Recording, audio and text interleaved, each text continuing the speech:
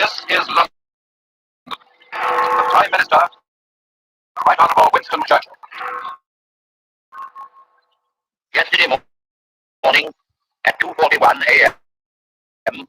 at General Eisenhower's headquarters, General Jodl, the representative of the German High Command, and of Grand Admiral Dönitz, the designated head of the German state, signed the act of unconditional surrender of all German land, sea, and air forces in Europe to the Allied Expeditionary Forces and simultaneously to the Soviet High Command. Hostilities will end officially at 1 minute after midnight tonight, Tuesday, the 8th of May. But in the interest of saving lives, the ceasefire began yesterday to be sounded along all the fronts. And our dear Channel Islands are also to be free today. The German war is therefore at an end. After years of intense preparation, Germany hurled herself on Poland at the beginning of September 1939.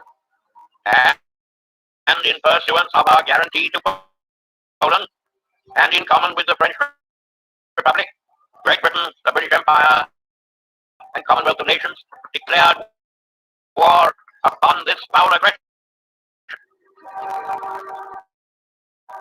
After gallant France had been struck down, we from this island and from our united empire maintained the struggle single-handed for a whole year,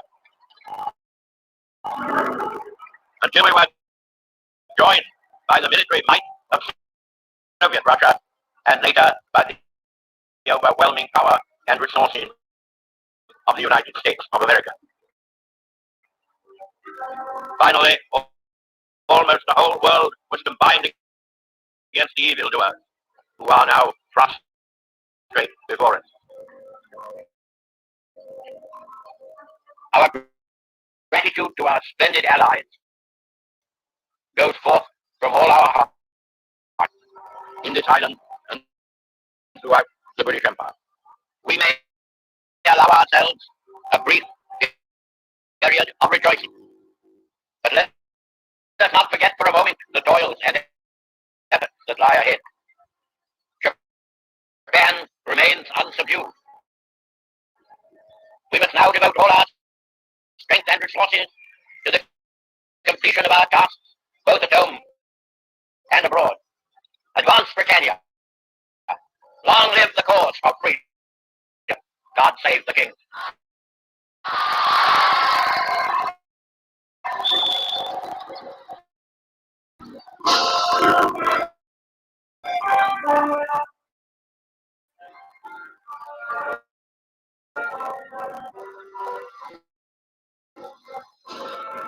And I went over to show Sorry, it's DJ. I think this is what people or toy shop a little bit too about the situation. I think whatever you actually been involved with.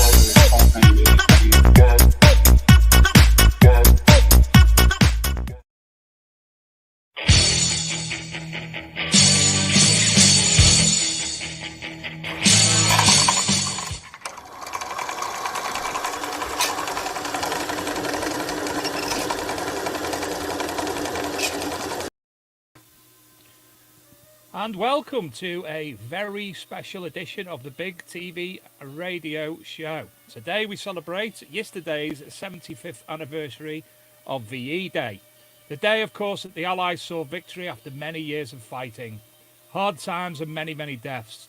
To look back and consider determination and bravery of that generation of heroes.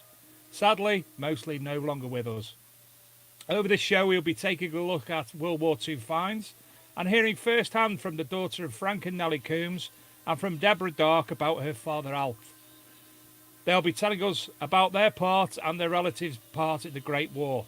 We also have some very personal letters and accounts from that time that I will be reading. And a little later in the show, we'll be looking at some fantastic metal detecting finds from that era, including several from tonight's co-host, that delightful chap, Mr. Julian Evan-Hart. Good evening, Julian. Good evening to you and everyone listening. Are you well? Yes, certainly am. It's a real pleasure to be involved in this. You know, this is my sort of forte subject. I love it. And that's Great why stuff. we invited you, because there was nobody better that I think we could ask, to be honest, Julian. Oh, bless you. And Very obviously kind. you've already been putting your input in what we'll be seeing later, because I know it's your passion is it World War II aircraft, or is it general, or is it world all along? I think, yeah, I don't mind the odd First World War bit, but sort of strictly, having been an aviation archaeologist for probably 4 decades now, I'm really quite strictly 39-45.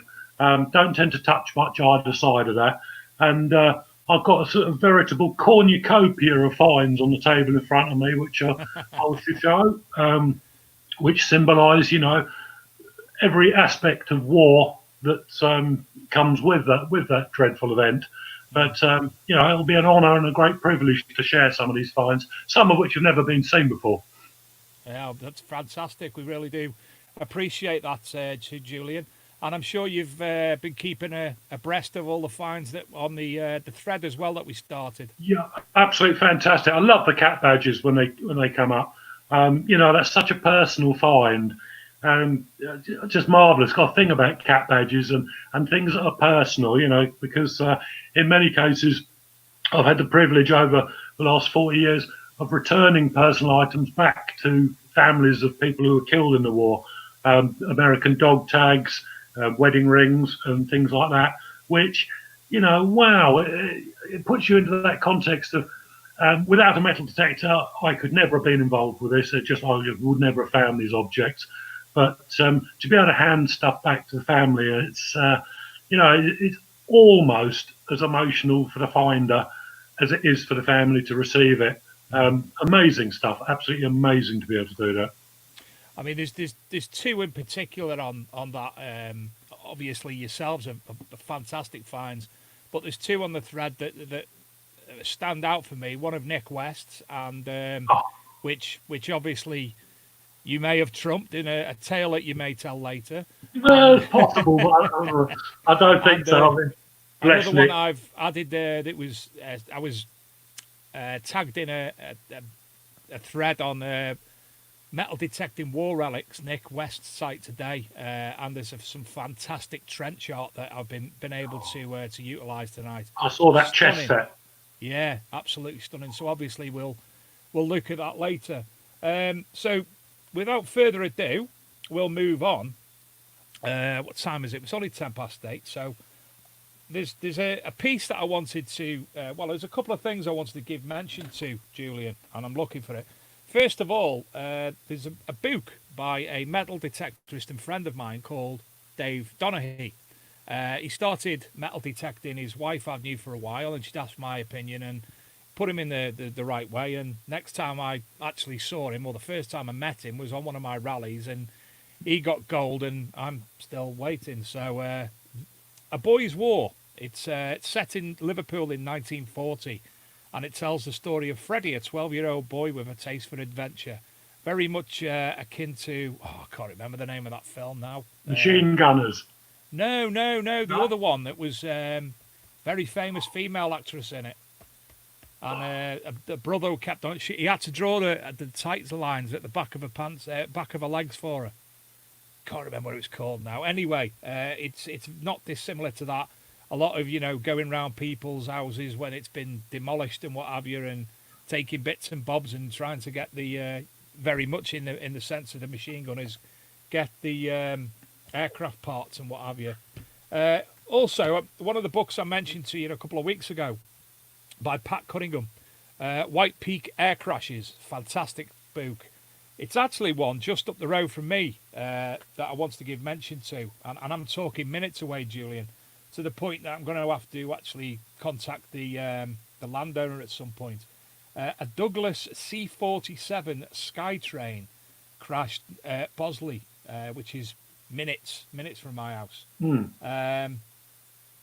How many occupants? 7 occupants, 3 passengers, 4 crew. 6 of them died. And it was dispatched from American Air Force at Burton Wood near Warrington in Liverpool, near Liverpool, and crashed. So I actually know where the farm is. So I'm going to actually be contacting them in the obviously in the near future when we're allowed to, Excellent. and have a chat with that. The other one, the other little area I want to speak to. I'm going to share the screen now, Luke. It's a place basically I grew up, Ellesmere Port, and I've always known about the place called Houghton Aerodrome. Now, Houghton Aerodrome, in 1936, let me share the screen so we can get this in and done. In 1936, number 610, County of Chester Squadron Auxiliary Air Force was formed at Houghton Park. So that's a little place that you can see. In 1939, a squadron took charge of a number of fairy battles, then a flight of Hurricanes that were quickly replaced by Mark I Spitfires. At the outbreak of the Second World War, on the 3rd of September 1939, sorry, I'm not finished with that, Luke, sharing. That's an aerial view of the site. It was actually one of the longest airfields in Europe during the Second World War. Anyway, the Air Corps that was set there were sent over to Biggin Hill to take part in the Battle of Britain, and became a very successful squadron. I'm sure you'll know about it. By the end of the war, 610 had destroyed 132 enemy aircraft and 50 flying bombers. One of its pilots, Ray Hamlin, accounted for 5 enemy aircraft in one day. In February 1947, another 610 pilot, Tony Gaze, flying a Spitfire 14, destroyed a Messerschmitt 262 jet fighter bomber over Germany. So let's go on to the next image, shall we? So these are actually some of the Spitfires that were there at the at Houghton Aerodrome. Oh, great photos. Basically, the site as well, it was actually aircraft were coming in, they were getting fixed there. They actually built the first Sikorsky helicopters, put them together, that were used towards the end of the war. And during the war, Houghton assembled and repaired thousands of aircraft. The RAF operated the flight of Coastal Command Avro Ansons, de Havilland Tiger Moths and de Havilland Hornet Moths on anti-submarine patrols during 1939-1940. Number 11 Radio School and number 3 General Reconnaissance School flew from the airfield. Got one more old photograph servicing a Hurricane. Look at that. In 1941, the grass airfield was transformed to include a 6,000-foot concrete runway, one of the longest in Europe at the time. As aircraft became redundant, they were sent from all over the country to this place to be scrapped, basically. Now, the reason I'm telling you this, I was invited last year along to Houghton Aerodrome. Basically, it's been in this type of mess for years, Julian. People from Ellesmere Port will know this. Anyone who works at Vauxhalls in Ellesmere Port passes this on a daily basis. Wow. So the work's been going on for a number of years. You can see how decrepit and dismantled it had become. But work has continued. And, oh, I can do that, can I? There you go. We're starting to see a massive That's remarkable. improvement. So basically, there was one of the hangars that was filled. They have auto jumbles and RAF jumbles and such there quite regularly, and they've got a pretty decent collection of old aircraft as well. So I just wanted to give you an idea of where I come from, Julian, and the history. That no, I appreciate that. I mean, to see that dedicated restoration work, amazing. Well, it's called the Houghton Park Trust, so you can have a look at it and all the history of the airfield and whatnot. And, yeah, will do. It is fascinating. It's as I say, it's somewhere I've passed all the time, being on the motorway, basically on the M53 coming through Ellesmere Port. And as I said, I was invited last year onto an archaeological dig. Unfortunately, at the time, work couldn't do it. So that was that. So again, for the rest of the evening, we're going to be talking to some people. I've got some things to read out. One from my wife's granddad, which her mother's wrote for me, and we've got some images and what have you. And also a reader who should be in the background there, Mr. Stephen Pettican. He sent me what is, I would suggest, a very poignant letter, which was sent from his, correct me if I'm wrong, Steve, his grandfather to his grandfather's mother when he was aboard a naval vessel back in 1944. So we've got that to go through as well. So without further ado, shall we introduce tonight's first guest? I like the fact you see I've took look in the partly. It's the closest I could get to 1940s, and it probably would have fit me better in the 1940s. Anyway, without further ado, our first guest tonight, it's my wife's cousin, Debra Darke. Good evening, Debra. How are you? Hi, I'm fine. How are you? Absolutely fantastic. Pleasure to have you on. I also noticed on one of your posts today that you've been doing a bit of singing as well. Oh, yeah. Yes. Bit of After a few 1940s. drinks. Yeah. Berlin style. Absolutely fantastic. So, Debra, please can you start telling us about your dad, Alf? Somebody who, from the stories I've heard, I would have loved to have met.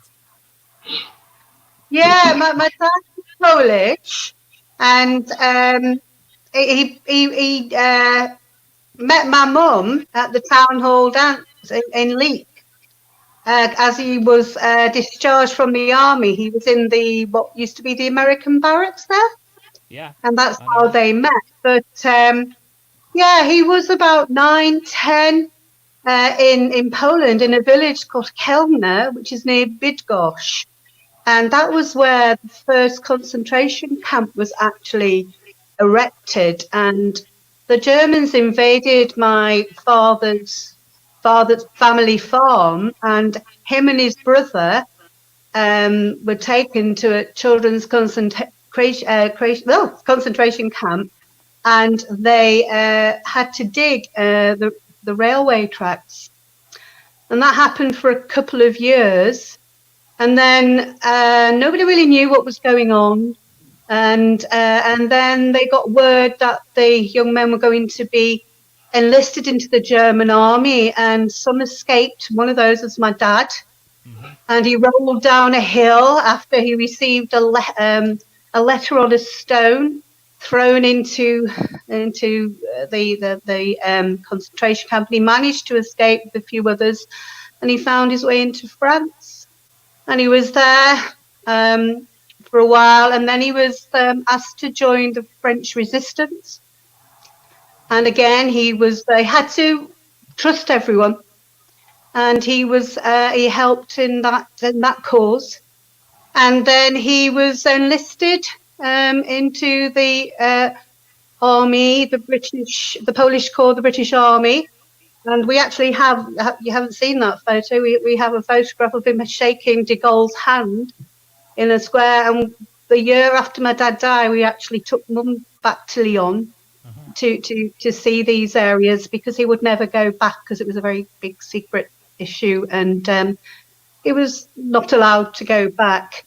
So yeah, and he ended up in Leek. I couldn't speak a word of English. A trilby is the mob suit, and he was called an alien.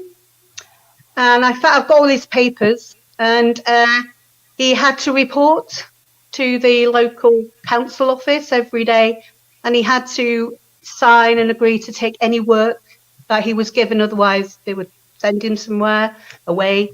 And he got work on the railway, because from obviously building the railway track to what turned out to be the first extermination camp. So that's it in a nutshell. There's a lot more. We've got the story written, ready to somehow publish. Yeah, there's lots.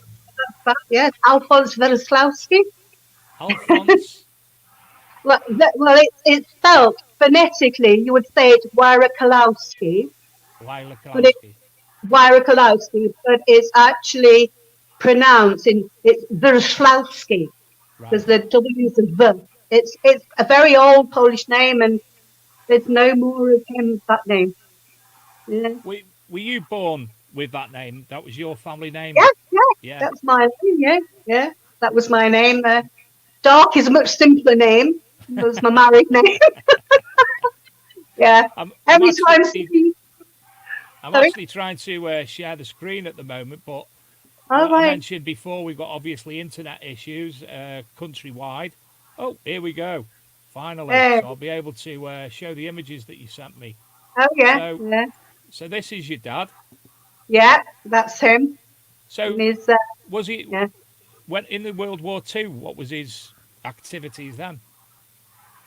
He was a corporal lieutenant, and he was sent to Marseille, and he was very sketchy because Dad didn't really like to talk too much about it. He saw a lot of atrocities. He was in the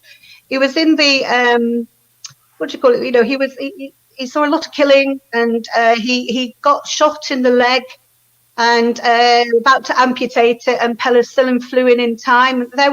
This is on the ship in Italy. So there's a lot of France and Italy that was down in Italy. There in the trenches, he was in the trenches. Yeah, he was a pacifist by nature, Yeah. and a survivor as well. He used to call himself, and he drowned. He almost drowned off the coast of Marseille, and he used to call himself the cat with 9 lives. Mum thought he looked like Errol Flynn sometimes. But Auntie Jenny, your mother-in-law, and my mum's Josephine, my mum's brother Jeff, they had many times with my mum and dad, and many happy times. Yeah, yeah. I'm So sure. we could tell lots of stories. Yeah. Well, I'm sure. Well, you've actually got hello Deb on the screen there from your cousin Sally. Oh, Hello, Sally. I've Lovely. also told Dawn to tell your other cousins, Lauren and everybody, to Oh yeah, to jump on yeah. as We got well. a big family, haven't we? Yeah, we used You've to have got a all the. massive family. Oh wow, yeah, yeah. It's actually Always. when we go to a family event, it's longer to get away from hugging people than it is to spend your time there. That's true. That's true. We'll all have to get together after these unprecedented times. We'll all We have to have certainly one will. big party, I think. Yeah. So in the Second World War, I'm sorry, I didn't hear what regiment or whatever he was in. Well, he was enlisted. There was some. Oh, it's very sketchy. It's very sketchy, and Dad didn't really talk very much about it. There was such an atrocity that, and he said, "You don't want to know what I saw, you know." And what it. So he was in the trenches. He was sent down to Marseille to go over to Italy. So Yeah. that's about all I know about. So his Right. actual. Yeah, and you know, he used to tell stories, really horrible stories, about you know, his time in the children's concentration camp, and how he had to just be very astute and keep his head down, and it's all pretty streetwise. You know, that's how he survived. And when he was in France, they noticed he used to have to hide from the Germans. They knew that some people had escaped, and they were looking for them. Yeah. And he used to hide, and he many times thought he was going to die with not being able to breathe in the hay. There's a film in the making, and then he used to sort of join in and help on the farm. And then they noticed, and he noticed he was very astute and very streetwise and very intelligent. He used to always win the chess matches. And the French resistance approached him one day and said they need somebody like him, with his skills, Yeah. to help, you know, in the resistance. And would he do that? So Fascinating. yeah, so he did. Yeah, and then he joined the army because something had happened in France that they needed to redeploy the Polish to Britain. Yeah. You know, with the Churchill promise, etc. So that's how he got enlisted there. And with many Polish people, they were always going to go back, but he never really went back until 1977, when we had a knock on the door, and his nephew, one of his nephews, turned up with that picture of him as a soldier, Yeah. and it was his nephew from one of his sisters, and then we did start to go to Poland. It was still under communistic rule then, Yeah. but yeah, very interesting. We've actually got some Polish listeners now. Sorry, Oh, viewers. Dominik Tomczyk says, "Dzień dobry, Debra." Dzień dobry. Your auntie Jenny says, "Wonderful stories. Deb's very brave man." Oh, thank you, Got Jenny. everyone watching. Wow. So again, for the Polish viewers who've just come on, where was he originally in Poland? Right, Kelna. It's CH. It's Kelna, which is near Bydgoszcz. That's the nearest main city that people would know, and Poznan. Yeah, so the Polish people would know that. Yeah, and it's quite a small village, but that's where that was the first concert. There was a railway going line, and that's where it was going to, the first extermination. Yeah, well, the very first one before, the ones. I've been to Auschwitz, but when we went there with my kids and my mum, my dad wouldn't go because he's obviously new. But have you been, Dave? I'd love to go to. I've not been to Auschwitz. It's one of them places I'd love to go to. I've been invited over to, name eludes me, by the company Rutus. We were a Polish metal detector manufacturers. Right. I was invited last summer to go on an archaeological dig. Wow. I've made a lot of Polish friends through metal detecting from a group called Team of Yorkshire. Right. Hello to everyone from Team of Yorkshire, and they invited me along with them at last summer's dig, but again, unfortunately, work. So well, my dad, when we went back, and the Russians had overtaken Poland before the Germans. Yeah.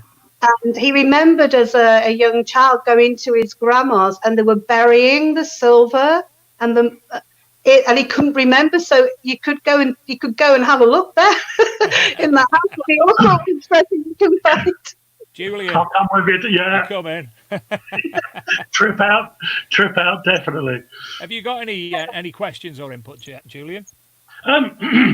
Yeah, sorry. I just sometimes I just sit back in awe of listening to things, and it's difficult to actually interject a question. But what a brave guy, and a real privilege to hear the story, because so many of these stories don't get told. Whole families were taken out. In my research, I've tried to relocate various items to families, and unfortunately, they died out mid-40s or sometimes by natural methods.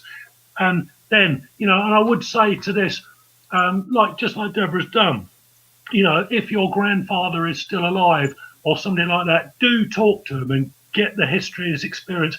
A lot of people don't like talking about it because they feel it's not appropriate, or they went through a lot. So I wouldn't push them on it. But if you can just show interest, and I mean, I've had the great privilege 40 years of interviewing everybody from Polish Battle of Britain pilots to German Me-262 pilots from both sides, all over the whole sort of forum of war.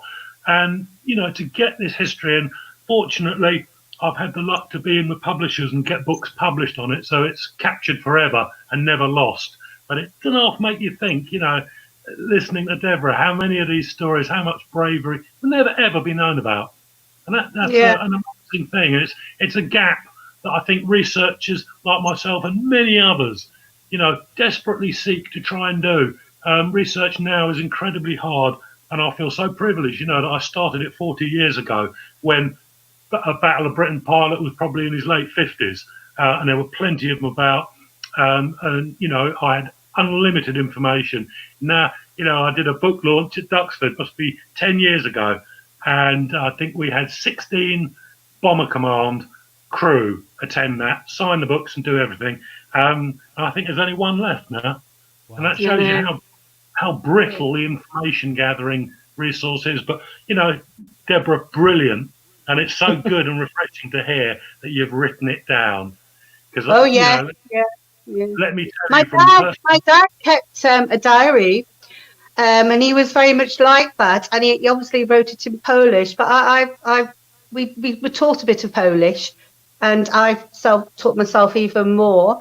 And so I'm slowly translating, and I have people that help me as well.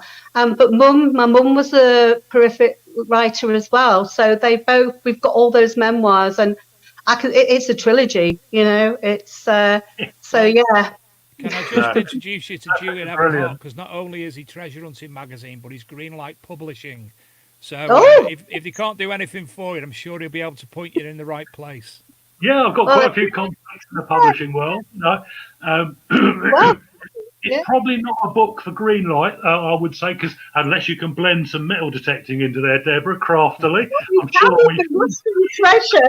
Yes, I'm sure we can do something like that.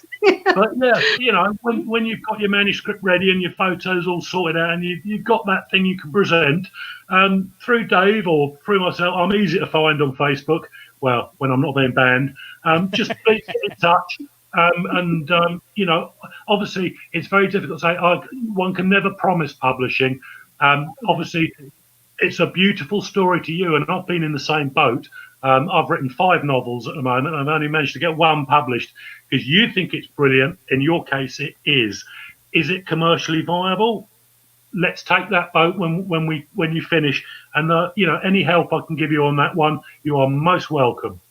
Thank you. I write plays. I write plays as well, and I teach adult drama. And I was asked by based in an Irish centre up in Newcastle. I'm sorry to digress. And they asked me to write a play about the immigration from Ireland into the area, and it was the parallels with any sort of person like Polish, Spanish. It was a very similar story. So, and we put that on as a play, and it was very well received. So, I think there will be some. But I know what you mean. That it's a difficult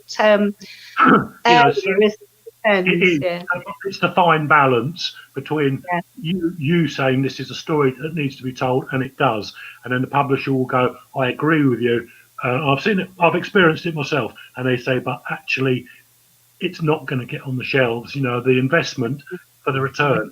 Now, if that does happen. A lot of people say don't do it, but I say no, do in a case like this. Is vanity publishing. It costs all told, I think, about £1,000 to get a novel done and a book sorted out. But it's £1,000 if you need to. That's well worth spending. But you know, maybe we can say in search of the family silver, and then it's the metal detecting element.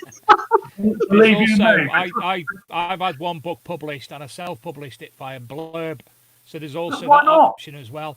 I think I set it at something like, I think that they charge $6.99 per book, and then anything you want to make on top of that. So say I set it at $7.99, I'd get £1 paid to me for every copy sold. I didn't make a fortune, but I sold about 300 books. So I mean, it's ideal to myself. It's getting your story out there that's important, isn't it? It's getting the story out. Yeah. Thank you. Private publishing is an avenue well worth looking at if we come up against loads of brick walls, because if you don't, it turns into a pile of letters, and you never know. But down the generations, 100 years' time, people do have a lack of respect. Think, no, that's really old stuff now, you know, and it finds its way in a skip. But if you condense it and put it into a book, that's brilliant. Thank you for your advice, gentlemen. David Donaghy's the book I was on about before by Our Boys War by Dave Donaghy. This was by austinmacaulay.com. So there's again, it's another avenue entirely. There's all sorts out there, Deborah, and I'll tell you what, I'd buy a copy. I'd love to read that. It'd be fascinating. Oh, thank you. Thank you. Well, thank you very much, Deborah. It's an absolute pleasure. Thank you for sharing the memories of your dad and your mum, and letting me use the pictures and what have you. And it's been fascinating. I can't thank you enough for coming on. Yeah, stay in touch. Thank you. Nice to be at. Nice to meet you. Bye. Thanks, Deborah. See ya. Well, that was fascinating, Julian. Absolutely brilliant. You know, that's first-hand from not necessarily grandchildren, but firsthand from the daughter of. And like the family verbal history is always a lot cleaner and clearer from, because she remembers she was the one being told. Yeah. You know, that's priceless. It Absolutely is, priceless. absolutely. I mean, I knew of Dawn's Uncle Alf, my wife's Uncle Alf. I knew about him being Polish and coming over during the war and what have you, but I've learnt a lot myself. And it was only by going on Facebook yesterday and obviously her sharing the image and her sharing the some of the story that I realised, hey, you know, there's a fantastic story that needs to be heard. Yeah, So, absolutely. But there's so many.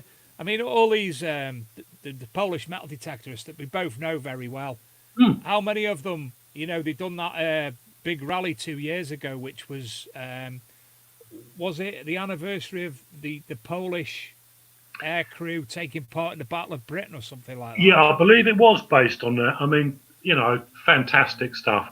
And it's lovely to see those guys really getting into the theme of detecting. You know, Yeah. a lot of them have travelled a couple of thousand miles, you know, and it's a strange country, I suppose. The same as any country is weird if you come over and you're looking around. But those guys are, you know, the Polish element in some of the British clubs is some of the strongest, the stuff I see through the magazine, you know, really are contributing masses to this country's heritage. And that's fantastic. Absolutely. And I love the way that when fantastic. they go any metal detecting event, they're all in the full regalia as well, full I Polish know, regalia. absolutely fantastic, isn't it? Really brilliant. But you know, brilliant. But as I say, you know, it's one of those things. We're all a great band of brothers and sisters together. You know, and that's what it's a great hobby for a melting pot is this one. It certainly Absolutely is. brilliant. Mr. Pettigan, he's chimed in with the answer to what the film I was on about was called, and it was Hope and Glory. Love that film. That, How yeah. could I forget that? Age, Dave, age. I know, you know, I'm even drinking orange and mango Rubicon. I'm not even drinking alcohol, and I can't remember things. Well, this is a rather dark Irish beer that I quite like. So, what should we do next? I've got an image that I'm going to share. This was from an old school friend of mine, which he noticed that I'd asked on Facebook for anybody with any stories and what have you. And it's a very simple photograph.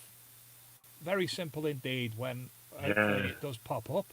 Has it popped up yet? Yeah, it did, and then it's died. Yeah, no, there it is. This is Ashfield Road in Ellesmere Port. And this is from Paul Williams I used to go to school with. And he said, the picture following is my mum in 1945 at the VE street party. The front left with the hat on is my mum, aged 2. With my auntie next to her and my nan standing behind. The picture was in the local paper, which was probably Ellesmere Port Pioneer. And as he says, this is in Ellesmere Port. So just an image to show 75 years ago exactly what was going on. Sadly, we would probably have done the same in my street yesterday, but other things obviously transpiring have stopped that. But just a bit lovely of images. memories. Yeah, a moment in time. I was talking to Luke before the show. My Uncle Dave, he passed away at the start of the year. He was born in around, I think it was about 1935, 36. My mum was born in 1939. Ellesmere Port, as you know, is directly over from Liverpool. And my uncle, he's always been very, very intelligent, writing, etc., etc. He made his way up to director of Cabot Carbon sort of level in Ellesmere Port. But he also was a writer, very much in respects of history, and the Ellesmere Port, a lot of memories books that are out there.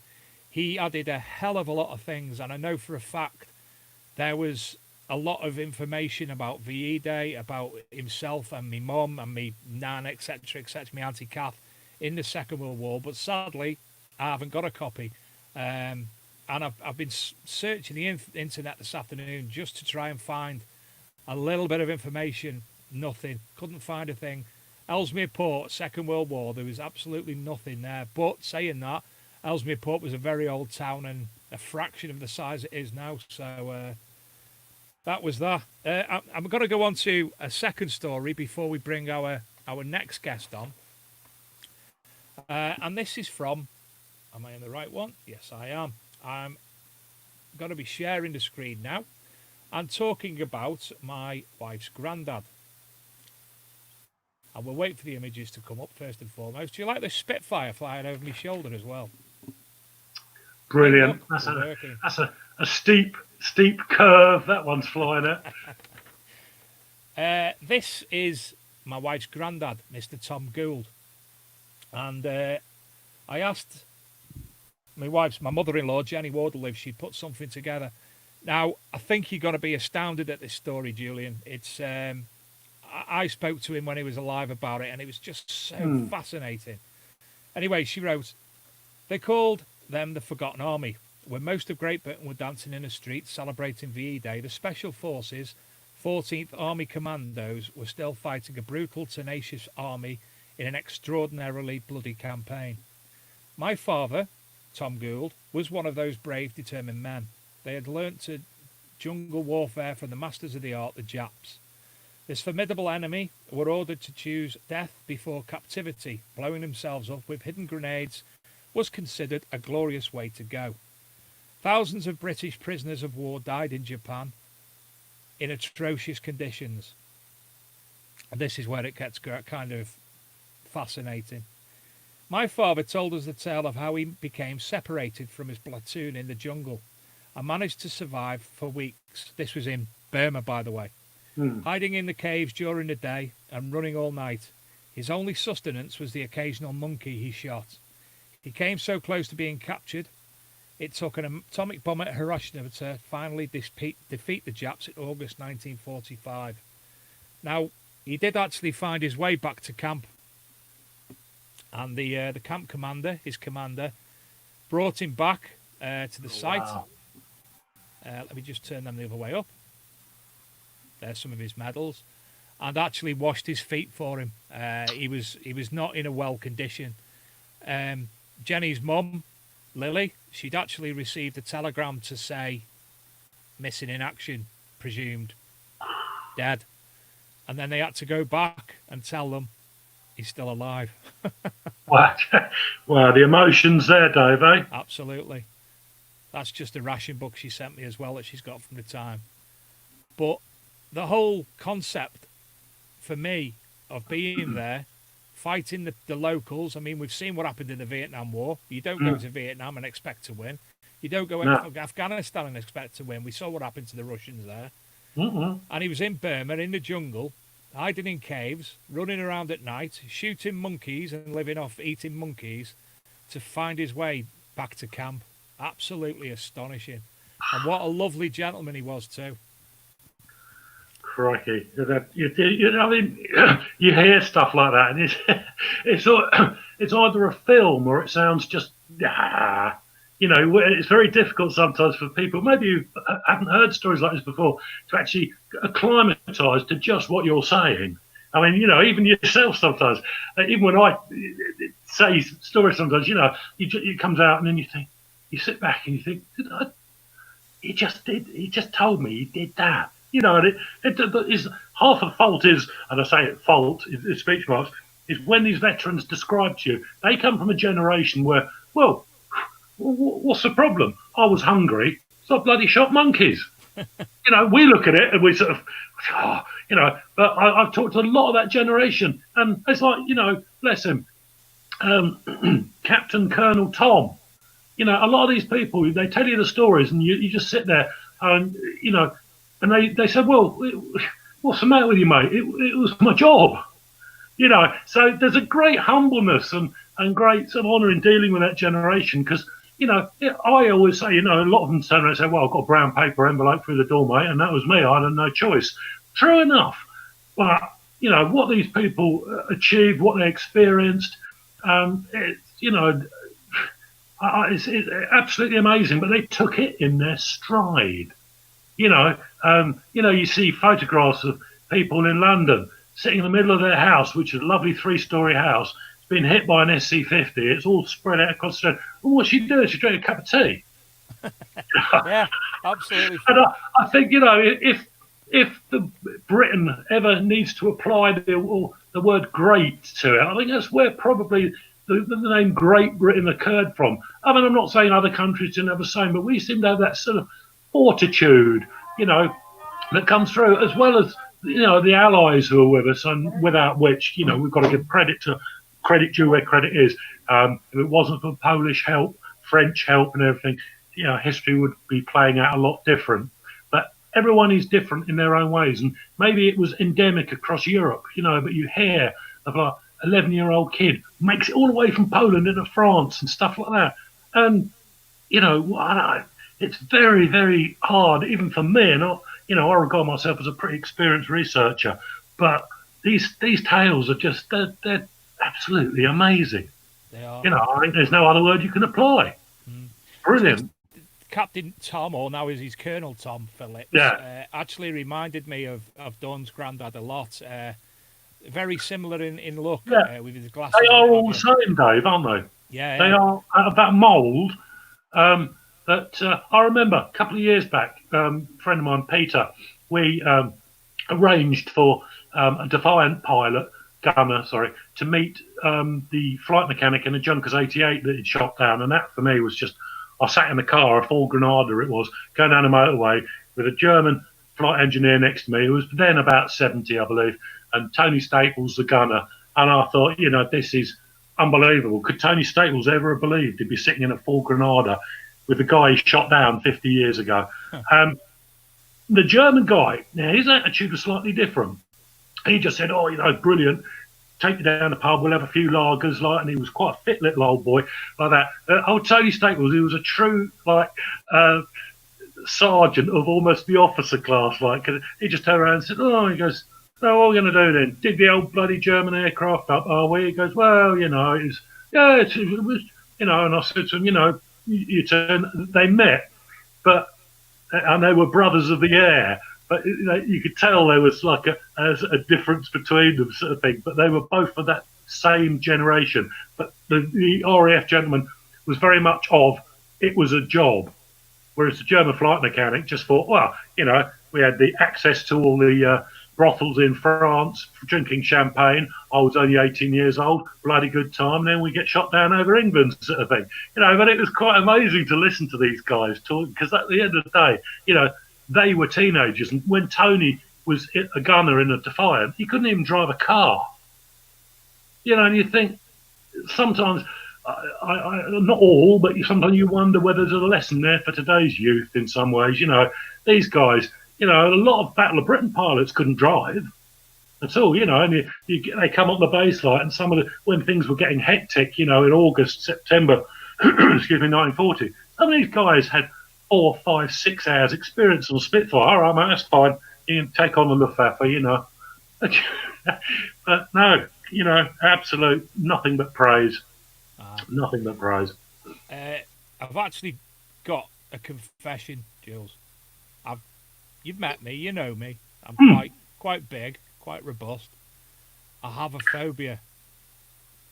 I'm shed scared of thunder, and it's going like mad here at the minute. Really? Yeah. So you might have seen something. You might have seen something pop up at the bottom of the scene. Don't worry, Thunder Buddy, I'm here. This is my family friend Jeff. I think we've known each other about 8 years now. Our kids started the play group the same day. So it's always been a standing joke that we are Thunder Buddies. Well, I don't know. So I like that here. You bless you, mate. I tell you, Dave, there's no excuse. You need to man up. I was on Whitstable Beach 20 years ago when we blew up £500 worth of German explosive. We dug a Dornier up, and there was a load of SD-50 bombs on there. Bomb disposal came down, closed off most of Whitstable, got out on the beach, allowed me to film it, still got old VHS film. And they're only, SD-50, that's £110 in weight, roughly, I believe, £65 worth of HE in each bomb. Now, that's the Germans' smallest bomb they dropped over the UK, apart from the incendiaries and the little bean tins of wings, I can never remember, butterfly bombs. And I was standing half a mile away, and it blew my eardrums out. Yeah. And I thought, the people of London and all the other cities across Europe who experienced, bombing from that, I just thought, and there's you harping on about a bloody thunderstorm. No. I'm scared of thunder. Yeah, you'll be cuddling her when it hits you. That's the type of co-host you see I make. You can start talking about thunder, and within 5 seconds, I've got it on the subject of German caliber bombs. It's how diverse can you throw at me, and I'll blend it back to the subject. Shall we bring on our next guest? I think we should. We should. She's been waiting in the background for a while. Come on, Luke. Here she is. Good evening, Helen. Hi, Helen. Hello. Good evening, Julian and Dave. You've changed your view from earlier. You're not in the same place. I am in the same place, but the light's been turned on, so it makes me look orange. Sorry. You're not Donald Trump yet. But I couldn't see anything in front of me, so I had to turn the light on. Well, thank you for joining us tonight. It's an absolute pleasure. Yes. And you're going to tell us about your mum and dad. Let me just pull up my paperwork because I've got so much going on. Frank and Nellie Coombs. That's right. They were both soldiers during World War II. And I'd like to read you just a little bit from my mum's memoirs to explain my dad. And I think hearing it, you'll hear the story, the background of many, the majority of the men who fought for us. It's what my mum read at my dad's funeral 20 years ago. She said, "There is so much to say about Frank. I don't really know where to start, so I'll start at the beginning. Born in Kent, mum and dad and 2 sisters moved to Yorkshire when he was a little child. When he was 6 years old, his father died. By this time, there were 6 children, and they had a very hard time. As soon as Frank was 14, he went to work down the local coal mine, and he was the man of the house. Life was very hard for them. When he was 18, he came to Red Hill to avoid his younger brother going down the coal mine. He'd had TB, and he didn't want him to die in the coal mine. They moved to Red Hill, and very soon, a couple of years, he went into the army, 1939. He was just 21, and he was called up. He was overseas for 5 years. And I found a note in one of his 3 diaries, 1940. It was a 42 diary, but he actually lists on the front page where he'd been up until that point. It says 1940 onwards. Started at Scotland, France, Africa, Ceylon, India, Palestine, Egypt, Syria, back to Palestine. That's up to 1942. So probably within a year, he travelled all over the world. Later to go on to other places, Tunis. He was in the Battle of El Alamein and Tobruk. He went to Tripoli. He went to India. I'm not quite sure how it all moved around, but really the army showed him the world, but obviously not in the nicest of views. He was a lance bombardier in the heavy Royal Artillery, so he was on the big guns. And he told me that the gun was a 3.7 or 90 millimeter anti-aircraft and field gun. So they were shelling at a distance. During this time, I did ask my dad lots of questions as a little girl, and constantly until he died. He told me that he'd been brought up as a Wesleyan in Yorkshire, but being in the war turned him against religion. He didn't feel that he could believe in religion, having experienced what he had. Having said that, he didn't regret the fact that he'd been abroad for 6 years in total, because he would do it all again to fight for his country and his people. And I think he's very atypical of that generation of men and women. I loved him very much. He was very much a man's man. And on his leave in November 1944, he met my mum for the first time, and in a pub. They'd been writing, and they were married 6 weeks later on another leave in March 1945. My mum was also a soldier. She was an ATS soldier, and again in her memoirs that I wrote before dementia hit her too far, she wrote about her experience in the army. So I'll just read that because it's her words. The army. I told Mum I was going to sign up with the ATS. I didn't ask her permission, I just did it. I waited for notification and was sent for a medical in Croydon. My papers came through. I had training at Guildford, 6 weeks at Queen's Camp. A lot of drilling and marching. I think it was here that I met my friend Grace. We got on very well. My first posting was Longtown, Cumberland, Carlisle. And she describes that as a dead and alive hole. I'm sorry, Cumberland, Carlisle, but that's how she describes it. She was a storewoman sorting uniforms and equipment to be sent overseas. There was a dance once a week, and they used to stamp your hand, and there were no tickets. She enjoyed the dances, and sometimes they were invited to the American camp, which she loved, because the men were there, of course, and she enjoyed it. Her next posting was in Shropshire, but her last posting was Wimbledon, when she took duty as a telephonist. She said she quite liked this work. It was interesting listening to the conversations. Not for long, though, as the switchboard was too busy. It was attached to the War Office, and we never knew what the place was really about, strictly a need-to-know basis.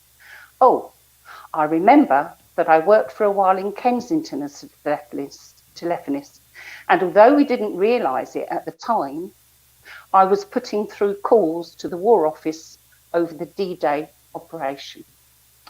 And it goes on to explain how she felt that all the serving sailors, airmen and army were her heroes. And she used to write to them all the time, so many that her sergeant said she was going to get her own postbox. My dad was one of them, and that's why they met when he came home on leave.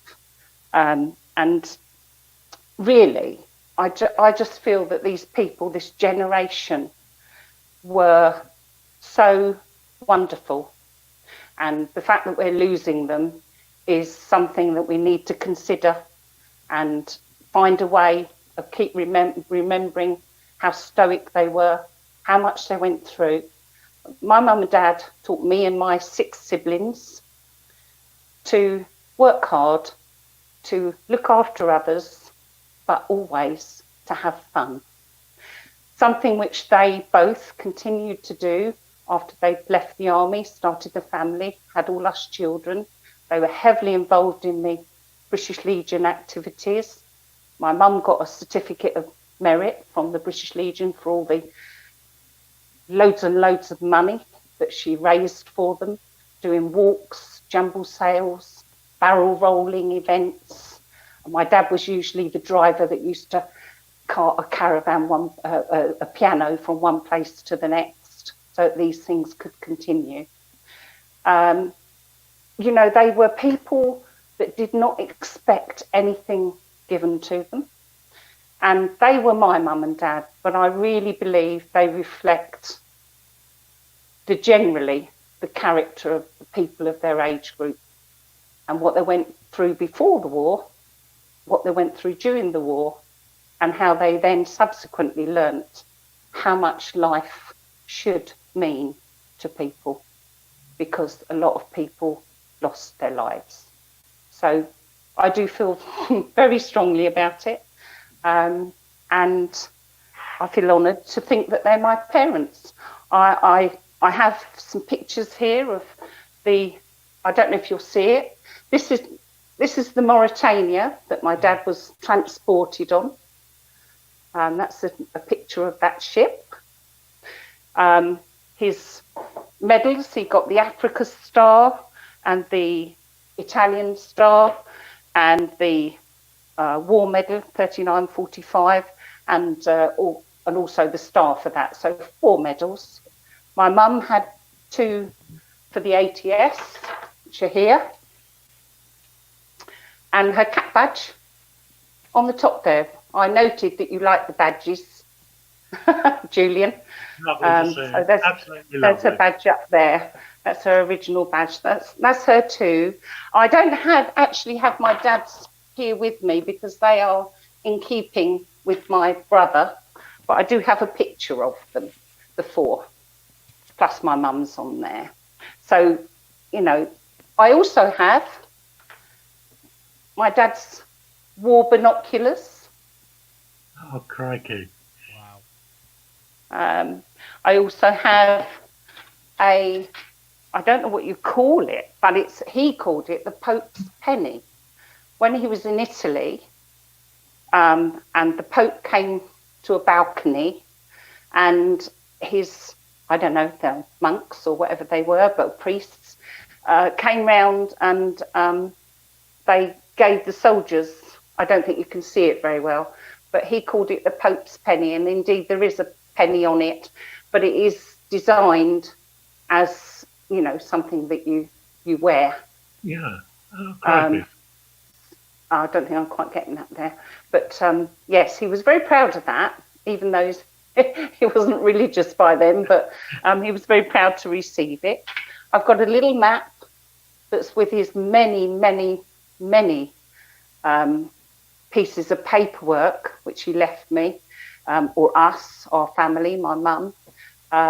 It was, you know, there's lots of pieces of newspaper that apparently they used to pass from one line to the other in back, so they would understand what was going on, back or front. Quite an interesting concept there. 3 diaries, 42, 43 and 44, containing some very interesting little bits and pieces, including one somewhere that says it's Christmas Day, I'm bloody cold and I want my mum. So, you know, I think there's a lot of telling in those things, that these were human beings who did quote what he did say, I just did what I had to do. You know, so yes, we should always remember them, and I believe support the British Legion for not just the World War II soldiers and families, but obviously all the combative things that have happened since, and sadly will probably still continue. So I just feel very, very proud that I had such wonderful parents. My mum is still alive with dementia, but sadly she doesn't, she's late stage dementia. She would be over the moon, you know, to be able to talk about my dad and her experiences, but unfortunately she's not able to do that. So that's why I'm doing it, for them, for my family, and for all the others. Captain Tom is one of them, and he's wonderful. I love him. You know, it's just very emotional, and we can't express how grateful we are, can we? Not really. We can't. And it's an honour listening to your story and learning about Absolutely. your mum and dad. Thank you. And something that Debra, who was on earlier, she spoke about how she's put a book together of her dad's life. At this time, where we're in lockdown, where we can't go out, I think so a lot of people should actually get their families' experiences and tales and memories written down or recorded for future generations. Yes. You know, it's not as hard as people would think. It doesn't have to be perfect. Even if it's on a website, make your own blog and put the information on there. Mm-hmm. there's so many people who would be again honoured to be able to read about other people's experiences. Absolutely. Yeah. Yes. So Very much so. Yes, I am putting together. We've got a huge family. Obviously, I'm one of 7, and my mum now has something like 70 descendants. wow. With children, grandchildren, great grandchildren, great great grandchildren. So it's a huge family and lots of history, lots of fun, and yes. So I'm sure it'll keep me busy for my lifetime. Well, again, it's something that I'd love to be able to read and appreciate a little bit more than, just chatting about the basics instead of obviously the deep stuff and the diaries. And I love diaries. I know it's totally different, but when I was young, my favourite book growing up from 10, 11 was The Secret Diaries of Ada and Mole. Then I read yeah. Anne Frank. You tried to Frank remember that diary. earlier, didn't you? Yeah. The Anne Frank diary was, that was something else. And I've read, there's a book I've just pulled off the shelf earlier by Miklos Nines. I was Dr. Mengali's assistant. And there's so many books out there. Debra mentioned about Auschwitz before. And again, it's something that you can read about, you can study, but I think that book put it into perspective. So being able to read accounts like your own, your family's accounts of your mother and your father and their accounts of the war, it's something that should be put down for prosperity. Yeah, no, absolutely. I've got here a little book that my dad said he carried with him. He was given it obviously by the army. The Gospels. It's a little book of all the 4 Gospels. So that went all the way through the campaigns with him. Wow. Which is, I've got so much stuff. I keep meaning to go to the War Office and try and find somebody who can help me understand it all. But it's not that easy, is it, when you don't really know? That gentleman in the middle there, the one with the bald head and the glasses, ask Julian. him. Julian is his name. I'm sure he'll be able to help, or if not help, put you in the right direction. And yeah, I'm certain we could sort of. I mean, it's a big task, but it's why I say it's important to do it, because there are history books. There are millions of history books. But what is always forgotten is the grassroots level of experience. History books will tell you about the VCs and brigadier generals. But what happened? What about poor old Private Smedley? Tends to get a little bit neglected, and it's the efforts of people like yourself who bring this to fruition. One, it's a marvelous legacy to leave for the future. Your family and descendants. It's a fantastic tribute to do. And I'll promise you that once you get in the flow of doing it and you do stuff, I would say internet is a massive source of information. You've got a document, there are plenty of websites out there, and even if you bounce a few wrong questions on them, nobody minds. If you've got a document, take a photograph and go from grassroots and basics. Found this in my granddad's stuff. Anyone idea what it is? And then you can, your next chapter in a book, jot it down, and it can be a slow process or as fast as you want to make it. Yes, but, I do enjoy doing what I'm doing. Yeah. Trouble is, you get sidetracked too much. This is life in general, isn't it? I must admit, it's I'll say if I can be of any help to you, it's not a problem, and you'll have my full support in bringing that to fruition. And even if we can't find a publisher, the options are, as I say, of vanity publishing, and why not? That's what it's there for. It's not all about money. The important thing is to tell your mum and dad's story. Doesn't matter if it makes £1 million or it's a bestseller. That's, brilliant if it was. Let's look at it practically. It's probably not going to be, but that should never, ever deter you from doing it. And if your family's that big, a £10 kitty at Christmas, get your publishing fees paid and sort it out. You can chuck a pile of paper at them and they'll do it all for you. And then of course, we've got the likes of WordPress. It's a blog site which you can fill in your consent and go in bit by bit. Yeah. It's simple to use and it's free, basically. And it's it's easier for me now to pick up my phone and read a blog on a WordPress than it is to go out and find a book that may not have been published.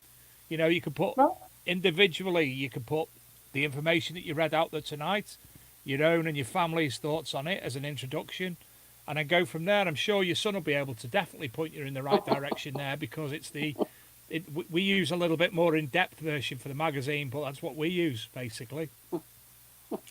So okay. good luck with that. I hope it does Absolutely. come to Thank you. fruition. And I know you did get a little bit emotional during reading and remembering, but again, it's something we do appreciate very much, Helen. Thank you. Thank So, you. It's been nice to meet you too, and yourself. nice to hear Nice to meet you, Debra. And Helen. actually, Debbie mentioned Auschwitz. Myself and my husband went there last year. You should go if you can. It's was on the a bucket list. phenomenal Definitely. experience. Very sad, very emotional, but there was lots of messages. Yeah. Yeah. I've Thank been to Anne Frank's house, and that was also on my list. Yeah. So, Yeah. well, thank you again, Helen. It's been an absolute honour having you on and listening to your words. It's been a pleasure. Thank you very much, and it's nice to meet you as Thank well. you again. Thank you. Take care. What can I say, Jules? Another classic case, mate, isn't it? Again, the people like this are driving forces in their family. You can leave it so long and then it becomes overwhelming, and it's already 75 years past since a lot of this has happened, but it's still, a good time. People's memories are still about, and you can count those. Once the people who actually participated in it or their children pass on, it becomes that one step more difficult. But even the difficulty that's presented, a dedicated family member wants to do it, will do it. Absolutely. Do you know, I forgot, something's just come into my head. When we were talking about my wife's granddad and the monkeys, she said to him when he was in his 90s, because she'd go to the home to see him and what have you, he'd say, "I've had a great life, Dawn, I've had a brilliant life." And the joke was, yeah, it's because of the monkeys, that's why you've lived so long. Well, what I'll do now, Jules, I'll move on to our next piece, which again is images. It's a letter. Okay, let's go. From 1944, and then we'll, for everybody who's been watching and waiting for the metal detecting finds, after we've read this and me and Jules have had a bit of a chat, we'll start looking at the finds on Facebook. So again, we'll share the page and wait momentarily for that to load up, because it's got one of them. Oh, it's start. Look at that already. Wow. Where am I? There I am. So here we go. So, as you can see, there's a letter. This is a regular listener and friend of the show, Mr. Stephen Pettican. It's his mother's father, his granddad, Frederick Milton Johnson, who passed away in 1990. I'll read straight away instead of giving you a breakdown, because the story obviously tells all. Dear Mum, here I am again after a spell of rest. I sent a field service card yesterday, and I hope you have received by the time you get this. A call came over the ship's radio just now to say that you can tell your experiences to all the folks at home. So here goes to tell you my little bit in the second front. Well, as you know, D-Day was put off for 24 hours. So it was early Monday morning when we set out. Come on, page. Let's go backwards that. There we go. For this place. And I must say, we were all in a very high spirit, and we were in a way that we did not give a damn what was in front of us. In a way, sink or swim. And so we continued all Monday. Just about 1 o'clock Tuesday morning, we had an order to stand by to pick up survivors. We picked them up. They were 2 Matilots sailors, whose craft sunk after we got them settled down in our craft we moved off only to find we had lost the rest of the flotilla.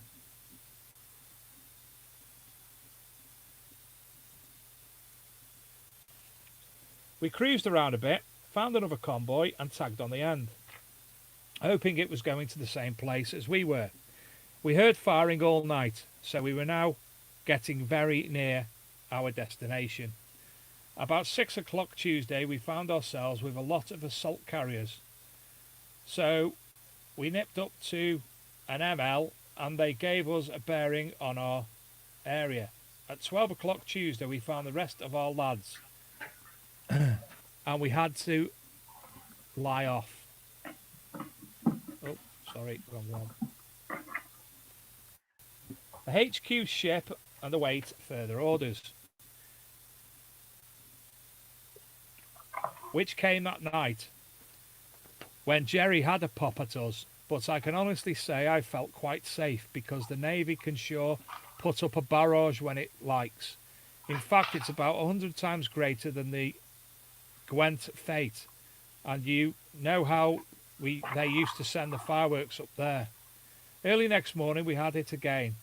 He started dive bombing, and before we had to lie off,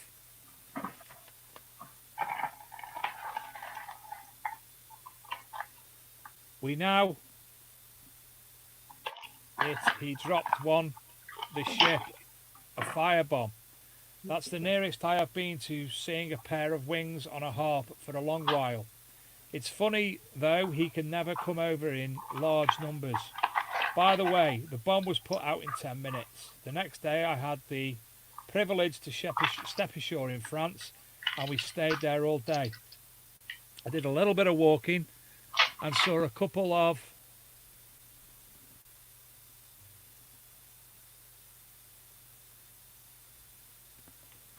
that's the end of the page, sorry. I was trying to read what the bottom was, then it was an overhang. People, they seemed a bit surprised, but they seemed happy to see the Tommies again.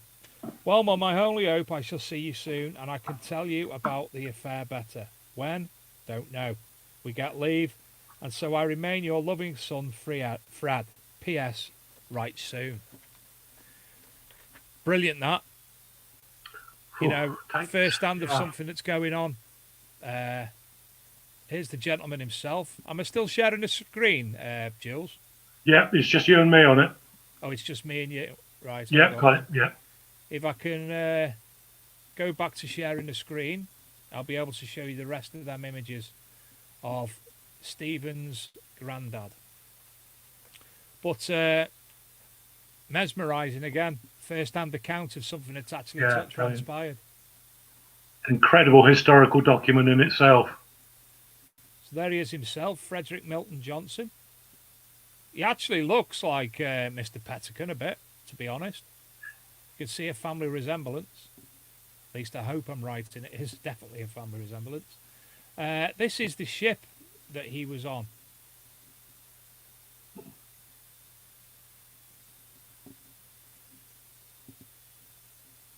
This is him again. You know, doing this tonight and, you know, reading about things throughout the day and talking to people, Jules, it puts a lot in perspective, doesn't it? It certainly does. It certainly does. And it is, you know, it's good to see such an interest as well. Yeah, I mean, so many people don't talk about things that went on in the war. But it's only times like when VE Day occurs that people actually start discussing family history and, you know, things that have gone on. There was one other image as well, which I've unfortunately come off now, but it's actually I think it's his record boats, his serving record books of being in the Navy, and it's got a list of the ships that he was on, the rank he was on, the dates that he was on the ship. Cause or discharge and other notations authorised by Article 606 in 1946, 19th of July 1946. His release clause was instigated. Absolutely fascinating. So, Steve, that was brilliant. I really do appreciate you sending that over, and I hope I did it justice reading it out. Again, another fantastic piece. Yeah, real privilege to have an insight into that. It certainly is. So there you go. That's the stories. That's some fantastic things going on. What do you think, Jules? Just, again, sometimes it's awesome to think that those little bits of paper are written by somebody who was there. They'll carry that atmosphere, forever, really, and particularly for the families. What a thing to be able to say, that my dad and my granddad did that. And, I guess there's still there's a lot of people in Britain who can. But unfortunately, there's not so many people who've got the documentary evidence. Yeah. All right, you can have passports and all the official documents you like, but it's the handwritten personal ones which I really am particularly interested in, because they carry an essence that, as I say, the history book doesn't, the officialdom doesn't. This is almost like looking at D-Day through an individual's eyes. And all right, sometimes the detail might not be all there, but it's not that difficult to fill in the gaps. It's just, I'm looking at like when he was saying about the firebombed, I'm thinking, I wonder if you could trace the German crew that did that. And sometimes it is possible. I have traced individual crews down. Say 40 years ago, it's a lot easier. Bless them, everyone was still alive then. But it has been possible in occasion, and also particularly with artifacts. In the hobby of metal detecting, it's always nice if you get a name on something or you can attribute something. Sometimes because you know what the aircraft was and who was in it and everything else, that helps. Other times you can find really random objects and attribute them to a particular crew with 99% accuracy. I found years ago a German fired 20mm cannon shell, which you don't find inland. Very few German aircraft were equipped with the 20mm cannon in volume. Could have been a souvenir from down south. Yeah, possibly could have been. But this one wasn't, because I had all the different lists of the different Luftwaffe crews operating over Cambridgeshire on a particular night. And one of them, well, a couple of them shot down Wellington bombers. And where I found, and they'd logged their flight paths within reason, because no navigational equipment then, but they knew where they were. And this Wellington was shot down, and I know, helped by history, because the German pilot flew into the back of the Wellington, and I found a fired cannon shell next to where the Wellington came down. So I knew, well, say next to, within about half a mile away. So I knew that Heinz Volker had actually fired that cannon shell in 1941. Brilliant stuff. And Dave, let me know when you want me to. I've got a little bit of a collection laid out here. Let me just turn this thing round. Whoa, technology, are you going to let me turn you? Yeah, if you can. No, not very good, is it? I've got a few bits laid out on my table, which I can grab. So let me know when you want me to run past those at any time in the show. We could do that now, Jules. Firstly, though, we're going to play a quick game of 5 degrees of separation. 5 degrees. What is your link to Hitler? Well, that would be telling. Do you know what? I'll tell you what. I'll end with that. Okay. So, we'll go out of flash. Yeah, it's. I would just add at this stage, right? Thanks, Dave, for co-hosting. I don't have a personal link to Hitler, right? I'm not going to come up with it. Say 5 degrees of separation. What did your granddad do during the war? Well, look at this oil painting.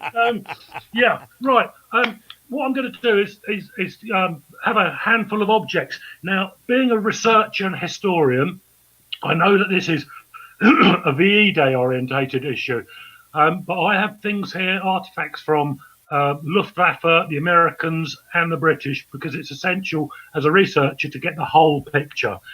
So after 75 years, there's nothing political with these things, as were many of the German crews who I researched in the 80s. They would have flown whether it was a Nazi party or any other party, simply told to do it. And through my research, very few of them were actually believers in the Nazi Party. They just came over, they had a job to do, which is what we were doing and the Americans do. So I'm going to show you a series of things, starting off with these are all metal detecting finds or associated with metal detecting. And, you know, just to give a little piquant view into the 1939-45 situation, which is the reason why we celebrated VE Day. The first little thing I'd like to show you, I'll try and hold it up the screen there, is a little bit of plexiglass with a signature on it. This was from a Lancaster that took part in the Dam Busters raid and actually dropped the bouncing bomb on Zorpa. Now, somebody or many people out there will know that Johnny Johnson was one of the crew members on that Lancaster as it bombed the Zorpa. And this is part of the front dome that Johnny looked through when they released the bomb onto the dam. The plane survived the dam's raid, came back to Britain, landed, then was reused to supply drop to the French resistance. And you can see the signature better there. And was unfortunately shot down in France. So we excavated the plane on the side of the hillside, and this little bit of plastic was found, and Johnny actually signed it for me. So that, to me, you know, wow, that's one of my most favourite artefacts. Other things here, in 1940, one of the crew members of a Junkers 88 flying over Bedfordshire, which was shot down by anti-aircraft fire or a night fighter. There was no evidence ever found. It plummeted straight into the ground, exploded, killed all 5 crew on board. But I do know that one of those crew members, for whatever reason, he probably shouldn't have done, had his wallet with Dutch coins on board. And I know this because there it is. Wow. That is they're Dutch coins, little Queen Wilhelmina, tiny little silver one there. You can see the violence of the crash has actually smashed the coins through the wallet. So that gives an idea of the ferocity of some of the air crashes that we have investigated. What we got here? Oh yeah, as everyone has in their house, part of the armour-plated windscreen of a Junkers 52 troop carrier that I actually found while on holiday in Crete. As you do, you know, the wife at the time was lying on the beach sunbathing, and I was in an olive grove at the back picking up bits of Junkers 52. So, you know, that's one of the souvenirs I got. Other things are poignant and personal. In 1944, Junkers 188 was shot down over Essex, crashing at Great Lees. And these are some of the personal objects that crew. There's a little penknife there made by Gieshen and Forstoff, and these are actually the navigator's dividers, or more accurately what's left of them. As you can see on both artifacts, they've got having called there, see the twist and the torque caused by impact. What's down here? From a B-17 bomber crash. There was one lieutenant on board this one, and 70 odd years later I found the top of his cap badge, which you can just see, which is the standard. They have an eagle with their pluribus unum written underneath, and in between the eagle's wings is a little disc. That's it. Again, another poignant find. Going to bounce now to the Battle of Britain. A group of Hurricanes shot down some ME-110s over Essex, and one of the counterbalance weights of an ME-110 is shown here. This one is a genuine Battle of Britain one. Interesting thing I didn't know at the time, they're covered in blue silky fabric, and you can even see where the guy cut out the fabric with a pair of pinking shears 80 years ago. And you can see the bend on the that way, Jules. See how it's just flattened when it impacted the ground. We've got a radar tuning dial here from a Junkers 188 that was crashed in Essex. I actually found this just lying on the field surface about 20 years ago. And, you know, just amazing what history lies around. And what have we got here? Yes, classic that way. EB-1AZ incendiary bomb has been defused. This one was on board a Heinkel 111 that bombed Victoria Station and got hit by anti-aircraft fire and came down at a place called Thorley Wash near Bishop Stortford. This particular example, although hollow now, there's no thermite charge in it, was picked up by a young boy who got to the crash site, thankfully, before the Home Guard did. They managed to liberate this souvenir, and 60 years later gave it to me. But again, quite unusual that you can actually attribute an artifact to a particular plane when it's an individual artifact. Let's have a look over here. We've got part of the yellow spinner off a Heinkel 111 night bomber that was shot down on the way to Coventry on, I believe it was 9th of April 1941.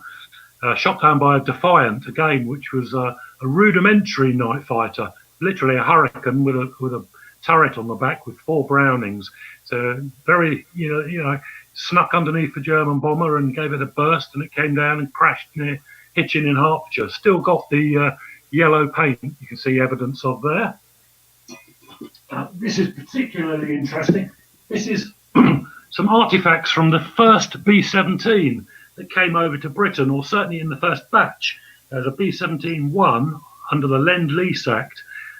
New had found this one because these are 50 caliber casings which are blown out in a fire. Most American bullets of this caliber and that particular conflict date are dated 1942, lately 1943, 44. Well, I knew I'd found something unusual when I found these, and they were dated 1940. I think it was one of the first B-17s ever sent over here. It crashed, unfortunately. A wing came off it. Structural design fault there, I believe, and killed most of the crew. And I managed to track the crash site in Cambridgeshire. Interesting thing, the British made a propaganda film about this particular fortress, which is available. I think you can get it on YouTube and various things. And it stars the Robin Hood of the 1950s, Robert Greene, I think his name, Richard Greene. And in the film, it's a 2-hour-long film, and you see this aircraft, fantastic shots of it, but you see Richard Greene underneath the fuselage, getting into the cockpit area. He undoes a handle, and you know, like you see the Americans swing up inside and get into the cockpit. You can clearly see the handle on the film being gripped by, say, Richard Greene, the 1950s Robin Hood actor. And, well, makes you wonder, where's that handle now? It's in Jules and Lisa's living room. This is the very handle that Richard Greene, in the film, 1942-3 film, I think it is. This is the actual handle he touches in that film. It's to get in, the entry hatch handle. From a B-17. Again, one of my favourite finds.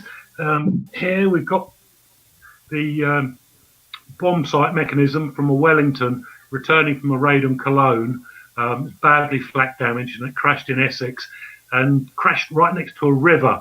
And I noticed one day, it's only a small river, very shallow, but I noticed that oil was coming up in some area. So being, you know, thoroughly nosy and investigated, we dug down about 6 inches on the side of the river and found virtually the complete bomb site, of which this is the section that I claimed that day. It's got the miles per hour and wind speed on the side. What else we got here? Yeah. Now, listeners might know about the famous case in 1940 where Ray Holmes allegedly rammed a Dornier that was on its way to bomb Buckingham Palace. Years later, as was on TV, Ray Holmes's Hurricane was excavated. The engine lay under the street for 60 or so years. It's probably the most famous Battle of Britain incident, where you can see the burning Dornier crashing through the sky, impacts the front of Victoria Station. And if you look carefully, you can see Ray Holmes's Hurricane badly damaged, coming down also in the same frames of film. Well, also in our living room is part of the rocker block of the Rolls-Royce Merlin engine from Ray Holmes's Hurricane. This was excavated about 10, 12 years ago, I believe, and again, is probably one of my favourite artifacts in all the war stuff. What else have we got here? Oh, you have it. Part of a B-17, that way, B-17 yoke, like that, would have been held like that. Amazing object, bad condition, but still covered in rubber. That was found by one of my kids on the crash site probably about 15 years ago. So Dad's got that now.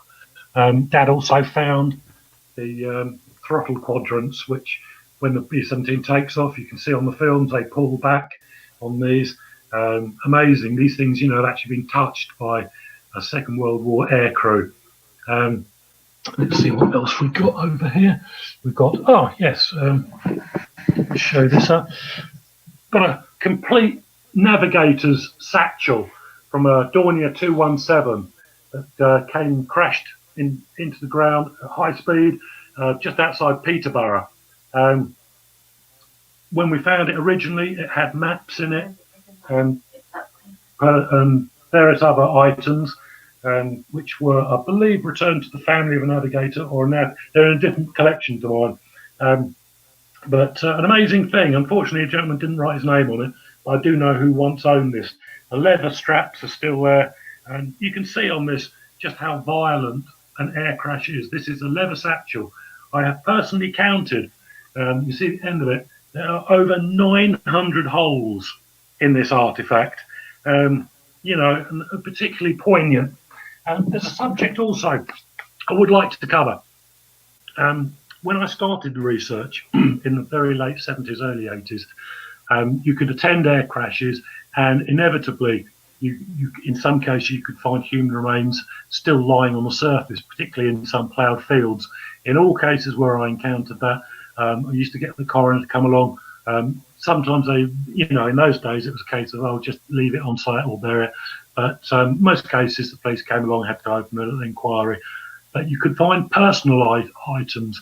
One particular Dornier that I was investigating, it had been about 1979, crashed 1942, so 79, yeah, about 37 years. My maths is absolutely atrocious. But I was quite surprised because going over the fields, looking in the plough soil, the bits of Dornier were evident, but there were some personal objects, and I've kept these and used these to illustrate various talks I've done, because they are so poignant and they bring it through to everyone that, no matter now, yes, some dreadful things were done in war. They often are. But I think now with the 75 years, as a researcher now, I'm not interested in the political side of things, just the actions and sometimes the reasons why they happen.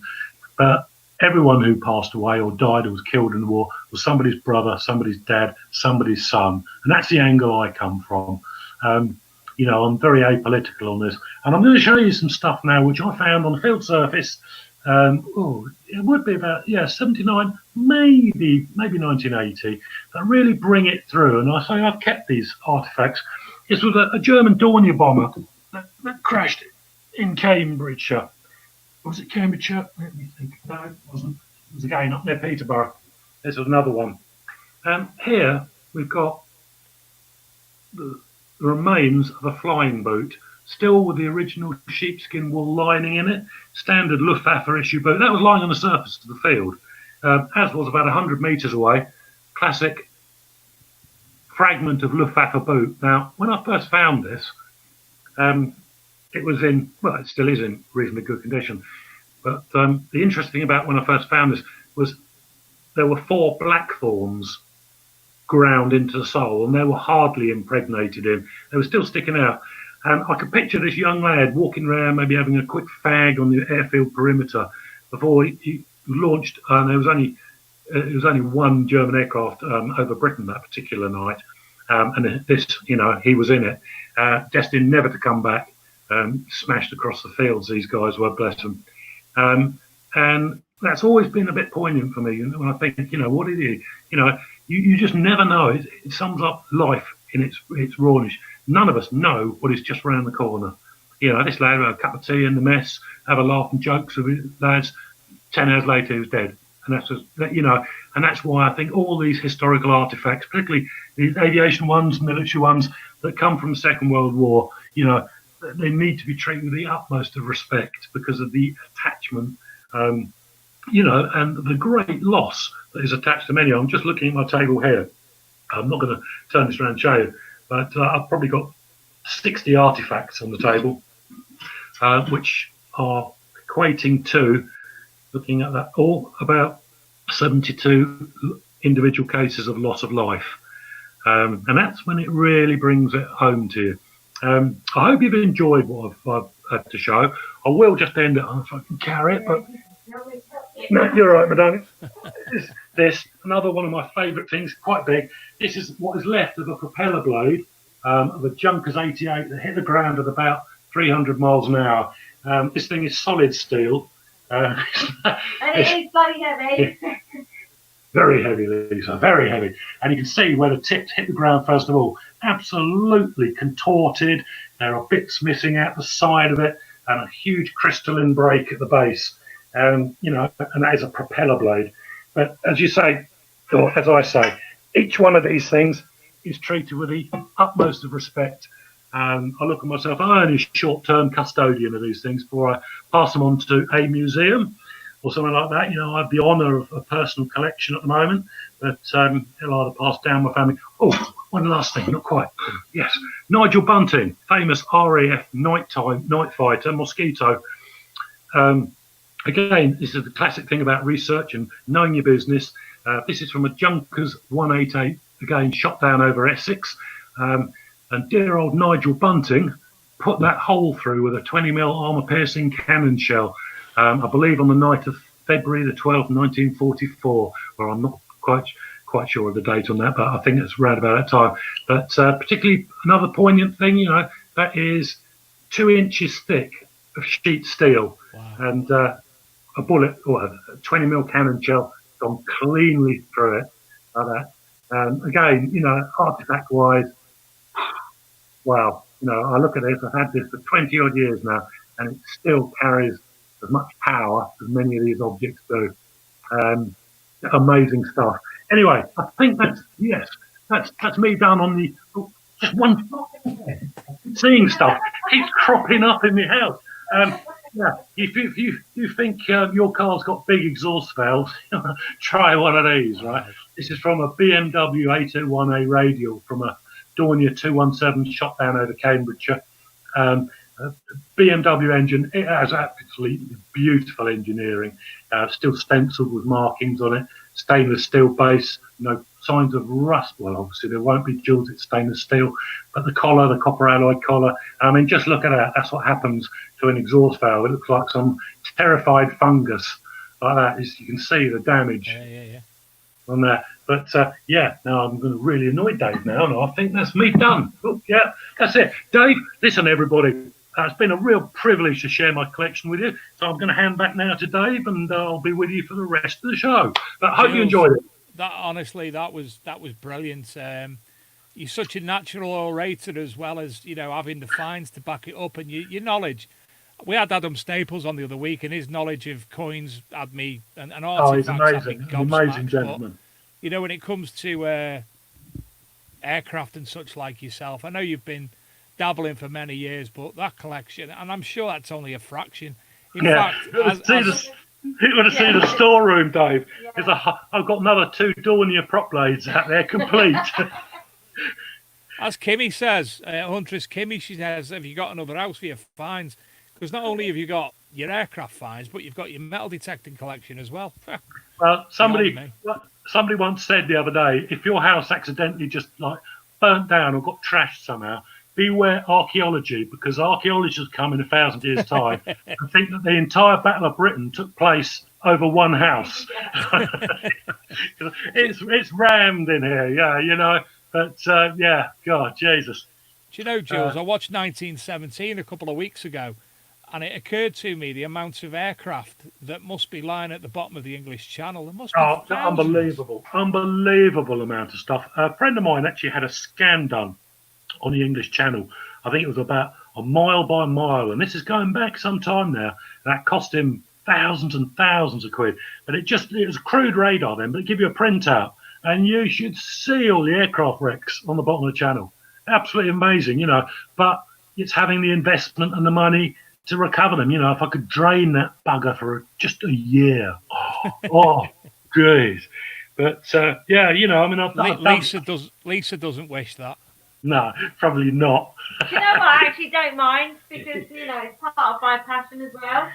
But yeah, I mean, you know, First World War, that's another interesting area again, which, you know, is linked to VE Day, because many people who fought in the First World War actually ended up serving, you know, extreme age as Home Guard or sometimes back into the military from 39 to 45. I know several cases who were quite advanced ages, offered their services, got signed back up again, did various things. So, the First World War still plays a part in the VE Day, really, from, people coming up into it.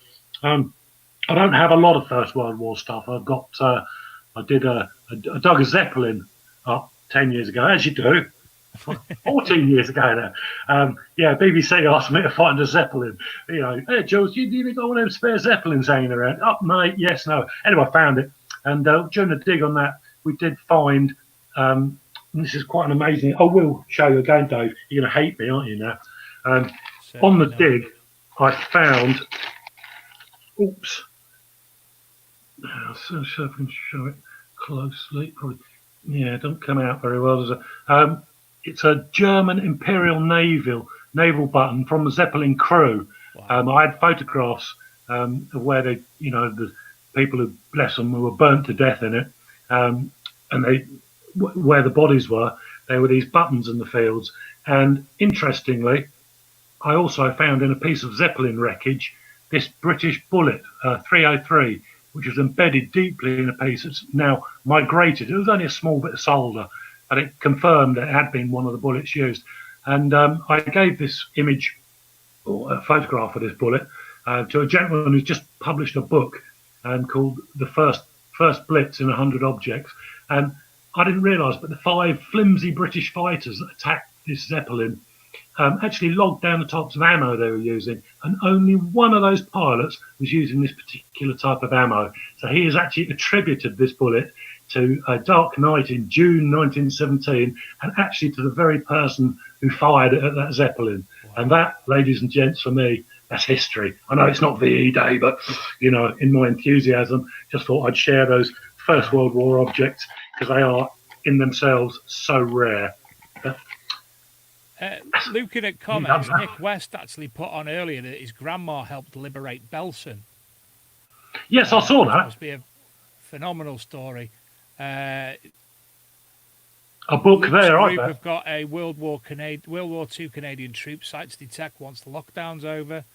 Nick says he gives 90% of his collection to museums. Steve Pettiker would love to have a day with Julian just for all the stories. So would I. And we could have gentlemen, beer as well. Yeah, as soon as this lockdown's over, mate, we'll drink some of that fermented fluid in volume, and have a damn good meeting somewhere. The one thing I wanted to look at tonight and talk about tonight, wasn't able to do so. I absolutely know nothing about my own family in regards to serving in the World War II. So I asked my brother, who's done the genealogy and whatnot. And it turns out that all that he can recollect is one of my mum's cousin served and died. And also my granddad, my dad's dad, George Stewart Byron. I tried having a look before, but I couldn't find anything. My brother's got his medals, and all I know is that he served in Africa. So that's something I'm going to be following up on in a couple of days, definitely. Because I know that Ancestry is still free till tomorrow, so we can... It is, yeah. And as you may know, we've got Tony Kaywood on Thursday's show, which we're going to be discussing genealogy, reading LiDAR maps, reading old maps, etc., research for metal detectorists. I think it's about time, Jules, that we jump onto the Best we Radio and TV show Facebook page and have a look for it, which is littered with your finds, by the way. Yeah, sorry about that. Hogged it a bit, didn't I? We'll share the screen again. As soon as the screen alters, I'll be able to pop on over there. There we go. So the first image up was... I take it that's the one we've just seen. Yeah, just seen that one, haven't we? Yeah. That gives it better. We get a better scale there. The second one. Yeah, there's an SC-50 at Thaxted in Essex when I was out with bomb disposal. You must have some stories. Now, what's this little baby? This is a bit of a bigger one. Yeah, that's another Dornier prop blade, bent because it fell 5 miles out of the sky after being hit by flak. Wow. And the same anomaly, same aircraft, but A straight blade. Amazing.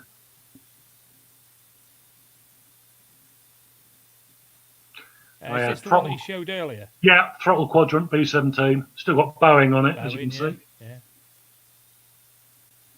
Now on to Ian Jackson. This is Sky, our youngest viewer. Sky's hand grenade plug, World War One, World War Two. I think someone said World War One. They should be dated. Those normally they've got a code on the bottom, but yeah, could be. I'm not an expert on Mills grenades, but it certainly is a Mills grenade base plug. I'm glad you said base then. Yeah. A World War One bag clasp. Ooh, never seen one before, but fascinating object. Andy Jones of Yeah. Metal Detecting Britain and Beyond. A rather mundane image, I'm afraid. A grenade plug.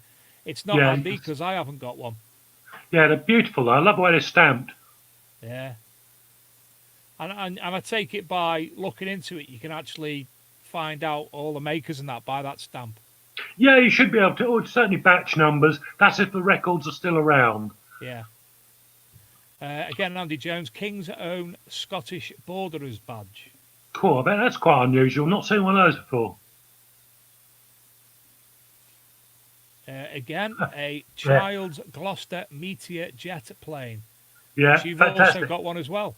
Yeah, they were actually made. I think very late 45 to 46, made by Dinky or Lesney. Not sure. Lovely. Sweetheart brooch. Now tell me, a sweetheart brooch. Tell me what that means, or tell the viewers what a sweetheart brooch is. Basically, it's anything a gift from a serving member in the armed forces, either stylized as a handmade regimental badge that you can get a jeweler to undertake for you. It's very rarely your own kit badge for obvious reasons that you'd probably get told off severely. Now, just while we're on that, the indication of a swallow, these badges were particularly common towards the end of the Victorian period, but rose to a massive peak in World War One. Basically, they were given by young men to their girlfriends, lovers, partners, whatever, and it's symbolic of the swallow, i.e., I'm going away, but I will come back. I'm with you. Migration. Yeah. Lovely. A nursing sister waspy buckle dating from the 1940s. Wow. Very well engraved, isn't it? Yeah, it's beautiful, isn't it? A lot of families would buy their daughter, if she was in the nursing, a silver belt buckle or something like a silver clasp. You know, it's a sort of family gift. I'm with you. Charlotte Goldfinch, the cap badges that she's found. Oh, wow. Lovely. Hi there, Charlotte. Nice display of badges there. Yeah. You like your badges, don't you? I do, yeah. Andy Jones again, and finally a G6 service star. No name on it, denoting awarded to a British soldier, not a Commonwealth one. Interesting, in nice condition as well. Do you know, I ran a metal detecting event for the Mayor of Rochdale up in Rochdale, and somebody had a token, you know, like a big coin thing with all the dates and whatever of it on there, like a medal. It wasn't like a medal you'd have with the bit of material. It was like you know what I'm on about. Yeah, and that I know. I can't even remember who it was, so I could have asked him. A backguarding find from the other day, 303 RG7. Nice one. Spitfire or rifle, I don't know.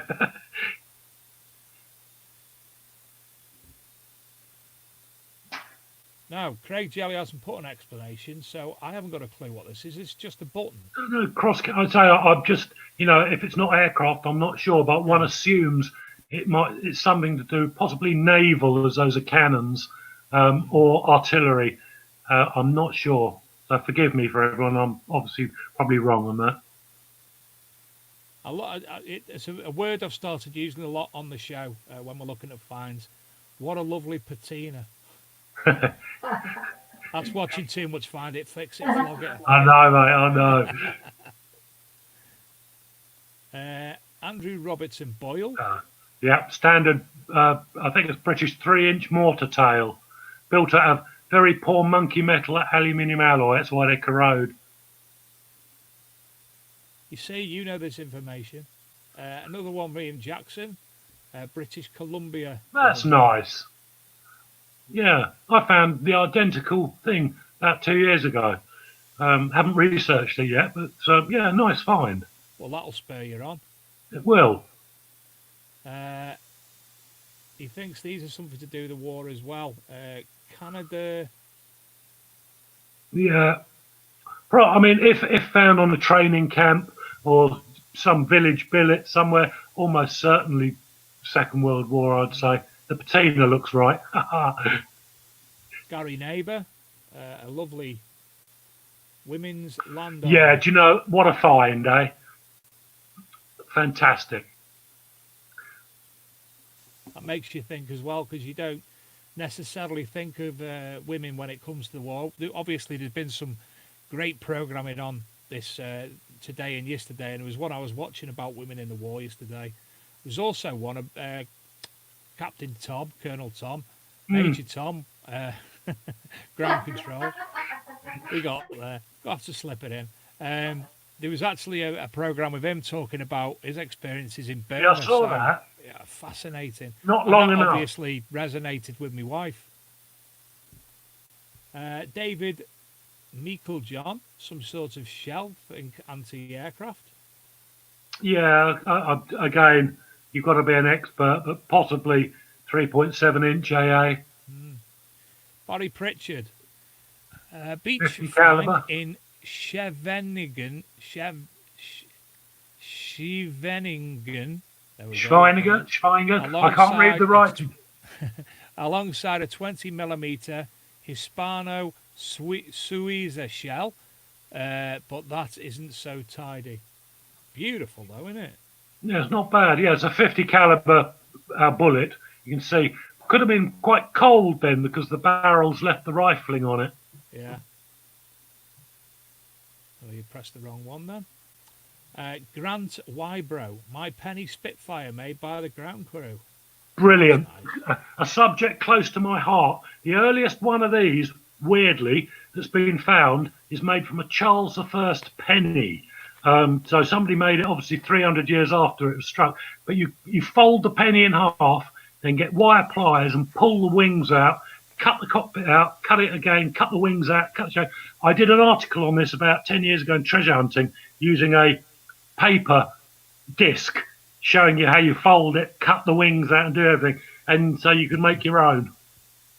So this one here, is it not soldered or something to the coin? No, it's just a penny folded in half, and then you pull out the wings from the fold with tin snips or whatever, and then your penny folds right along the middle of the fuselage, and you cut the tail out of the penny fold, cut the cockpit out, and then just make it. I'm with you. That's not a bad one. I mean, it's I misunderstood. I thought that it was actually an old coin, the George coin, with that attached to it. I don't think it. I think that's there for example to tell you what it is. Scale, but it gives you the dimension. Honestly, I've never heard of the penny Spitfire in that sense. That's loads of them come up, but that's a good one. Another picture of it. Yeah, beautiful. In fact, with a slope back, that might actually be a penny Hurricane. Looking at that. Do you know, I don't live very far from a lot of Spitfire-related stuff. The gentleman who invented the Spitfire, obviously Stoke-on-Trent. So when I take, when I pick one of the lads up for work occasionally, we pass the big mural on the name of his, I can't remember his name, road in Stoke-on-Trent. Look at that, the underside. Yeah, I can see that now. Yeah, it's the seam of the folded penny. I'll have to try and make one of them. And there's some information. Tiny brooch models of aircraft made from pre-decimal pennies were commonly seen as gifts handcrafted by RAF ground crews for their girlfriends, wives, mothers during World War II. The Spitfire was the obvious choice of shape for this jewellery. This sample has been photographed at Cosford Air Museum. That's Very shiny. Where are we up to? Aaron Meehan with his pig sticker. Now that is good. That isn't bad at all, that is it? Lucky to find that made of steel or iron, but wow. Yeah, very poignant You find see, that. if that was me now, I'd be tempted to take it to work and put it in the rust bath and see what happens. Well, and get it out. Sooner or later you're going to have to, because it will perpetually expand and crack. Yeah. You need to get it down to hard base metal, preferably, and then lacquer it, because it will crack and splinter. I lost a Saxon spearhead like that. Just blew apart, turned into about 500 pieces. Grant again, I found these two together, a World War II medal and an American peace dollar. Oh, very nice. Look at that. Lion standing on it. Is it a griffin? No, I think it's a lion, isn't it? Oh, is it laying a lion on a griffin? I can't see. Looks like really. a lion on a griffin, yeah. Yeah, or some type Beautiful. of fantastic. But that's got a story to tell. Definitely. This is the reverse of both. Brilliant. This is where I'm getting jealous and want to go out metal detecting again, mate. Fuse heads from anti-aircraft shells by Chris Mussel. Yeah, not in bad nick. They're made of aluminium sometimes or a sort of magnesium type alloy. That's why it doesn't preserve very well in the ground. But lovely examples. Chris Mussel again, 50 caliber aircraft cannon shell. Gosh, size. Yeah.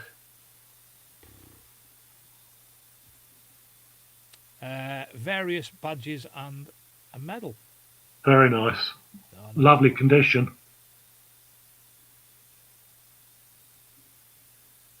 Mr. Pettican. Yeah, I think I saw this. That's beautiful. That lead toy looks to me as if somebody's tried to make an Armstrong Whitworth Whitley out of that. Looking at the twin boom tail, I can't see any other aircraft at the time that would fit that thing. But brilliant. Tom Trussell. Crashed Messerschmitt 110 bomber. Bombed the wrong airfield in Croydon, shot down over Pevensey on way home. Oh, Two no, crew that one. members got out. My mum was in the Royal Artillery in World War II on radar with anti-aircraft batteries. So with that connection, don't mind finding shrapnel. Yeah, fair play. Lovely exhibit. There you go. The German ME-10 110 bomber shot down a 1940 crew, got out okay. Plane was removed and taken to USA. Pieces remain. Where's that gone? Oh, now I know where it is. There, isn't it? And there's the exact location. That's love the then and now shots. Unbeatable. It's even got that ridge of grass, hasn't it? Aye. Yeah. An old hedgerow or ditch. Now this one from Sean Hindle on Metal Detecting War Relics forum, which is Facebook forum, which is an absolutely. I was only made aware of it by Nick West a couple of weeks ago, but a fascinating site full of obviously World War relics from around the world. But this in particular, I was gobsmacked because I didn't know anything about.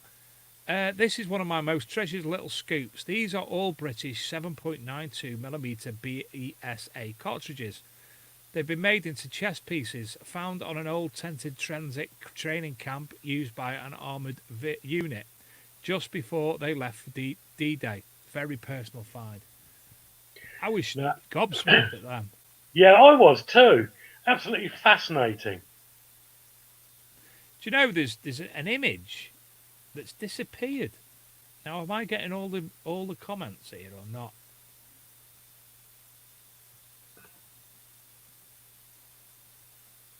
Yeah, there's an image. Some images that have definitely disappeared. Nick West actually put some images on of, and this gobsmacked me, Julian, an Enigma machine of all things. No, I did see that. I mean, crikey, Nick. You know, any Second World War find. Yeah, I did an article in the magazine about a year ago about a Romanian group who were doing a German bunker that had been hit by some big artillery shell, and they did find the drums and spindles from an Enigma machine, but nothing comparable to that one that you put up. I mean, just an amazing, what a find. What a find. Can't seem to find it. It must have been removed. But when I saw that, I was blown away. Absolutely brilliant. This image of my own, I sent you the images a couple of weeks ago. Didn't I remember that. Well, I'm not actually sure that the bullets are all now, Jules, because I got a Scotch Brite wheel to them this afternoon. Yeah. Again, thanks to Find It, Fix It, Flog It, to try and clean up the outs, make it shiny, if it was brass, if it was copper, etc., etc. And I can honestly say I've not got a clue. I'll send you the pictures when tomorrow, but I hasn't cleaned them up. The wood itself still remains. At the base is a wooden insert also. So at the bottom there's a wooden insert. Oh, you know, there's also 1, 2, 3. There's probably, say, there, one adjacent a little bit down, and adjacent there, and one at the back, there. Like little wooden inserts there as well. So it's like... quite strange. I am wondering, you know, whether Dad or Granddad might have given some small lad in the 50s these rounds, and to make them a little bit more realistic in the games of war they were playing, the kids just rammed some sticks down them and polished them off and made them look like bullets. Yeah. I mean, a handful of fired shell casing is not too good, but if you've got your stick rifle pointing at, you know, Tommy over the street, and you can slot something like what looks like a bullet in, a bit more realistic. An empty shell case, it's a bit, bit naff, really. So I wonder whether Grandad or maybe the kids themselves have modified them to make them look more realistic for a game. Well, yeah, if you can see where the finger is there, my pointer, yeah, you can see one of these depressions, small depressions. There's 8 in total. So one there, you can actually see the edge of one there. So there's one adjacent there, and there's one round the back of that one. Same at the top, and they look like they've got little wooden bits in there. This one, it's a solid shaft, and then at the bottom, where this one's wood at the bottom, this one's actually like a turned rim. There's no firing pin point or anything like that. It's just, I've absolutely no idea, but yeah, you could be correct. A game of war. Yeah. Moving on, and this is the last one actually. Tom Trussell, different permission, World War II site, but seeing the words on this, really I'd checked nothing, was joined to the back, squeaky bum time, removed before firing. I have no idea what it is, but I assume it's got to be something like a fuse protection plate, maybe for a mortar round before you drop it down the barrel. Your little tab, maybe you flick off, right, now she's fine, drop her down the barrel. I've seen similar when I was metal detecting out in Jordan on a British 3-pounder. Each shell had a fuse protector, looked like a spider made of copper that sat on the bottom of the shells. If you accidentally dropped it, it wouldn't go off. So I'm thinking that must be something along the same lines as that. But some fascinating artifacts and finds there. Top dog, mate. Fantastic response to, well, you know, I'm bound to be biased, but a fantastic subject. I mean, amazing. we threw this together, as you know. Luke rang me yesterday, said, I've got an idea. And normally when Luke has an idea, it's a pretty good idea. He says, it wasn't yesterday, I've lost track of days, Thursday. He said, let's do a VE Day show. I said, why haven't we bloody thought about that previously? It's something we should have thought of straight away, because obviously we've seen the abundance of finds, the people, the stories they've got to tell, and it's worked perfectly. We've had some great stories. I think if we'd actually thought about this a little bit earlier, we'd have been able to go for hours and hours and had a lot more images to look at and a lot more people to speak at. It's we're very lucky and honoured to have everything fall into place. And obviously, as soon as he said about let's do the show, we both went, Julian. Bless you. Jesus. Somebody's going to think I've got shares in your shows. I haven't But even got no, shares in them myself. Bless you. It's always anything to do with aircraft or, conflict, archaeology. Yeah, it's been a passion for, well, since I was a tiny child. I've always airfix models hanging off the ceiling, covered in dust, more dust up there than anywhere else, but always was interested in aircraft, and then when I found out that aircraft had crashed in the local village where I lived during the war, and then I thought, oh, I'll go in the woods and find a few bits, and did. Never thought, never paid any instruction to my physics lessons at school, thinking if an object that weighs 10 tons falls out of the sky and hits the ground, there's a very high chances that some of it's going to be underground. Never even thought. And then I introduced a couple of mates in the same line of business, and they hired JCBs out and went up and dug Messerschmitts and Spitfires and Heinkels in the mid 80s, I suppose. That was big. We were doing 4 digs every weekend. No wonder so many of us were divorced. Never got home. But we were doing like a Lancaster in Bedfordshire in the morning, down to Kent for an ME-109, stay in a B&B, back up over this side, do a Heinkel. And oh Jesus, the house is just full, absolutely packed. It really is surprising, Jules. We know the war took place, but it's so surprising. I've got one book about the White Peak and air crashes in the White Peak. That's a brilliant publication. There's hundreds of aircraft in it, and that's just one area alone.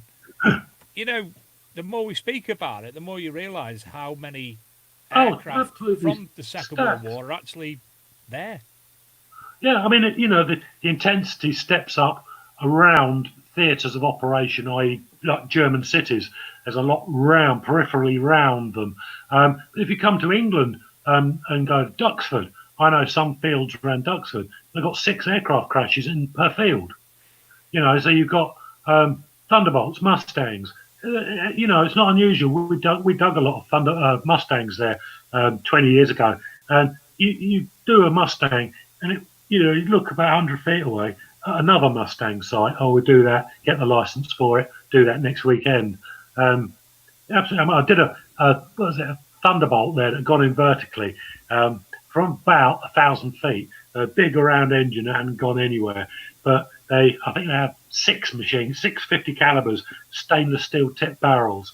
And I found 3 barrels in the ground that way, and another 3, and then I could work out the engine width, and I found the other 3 barrels on the other side. But, it's all, if you know your aircraft, when you're doing a dig, obviously because time is money, you're paying £300 an hour for a digger, you find one engine, and then you don't quite know. So you know the measurement between each engine because you'll have done that before you do the dig. You find an engine, you just go round in an arc, stick a stick in the ground, 25, 30 foot, go round in a circle and metal detect until you get the other reading. If indeed the other engine is there. Sometimes it's not, came down at an angle.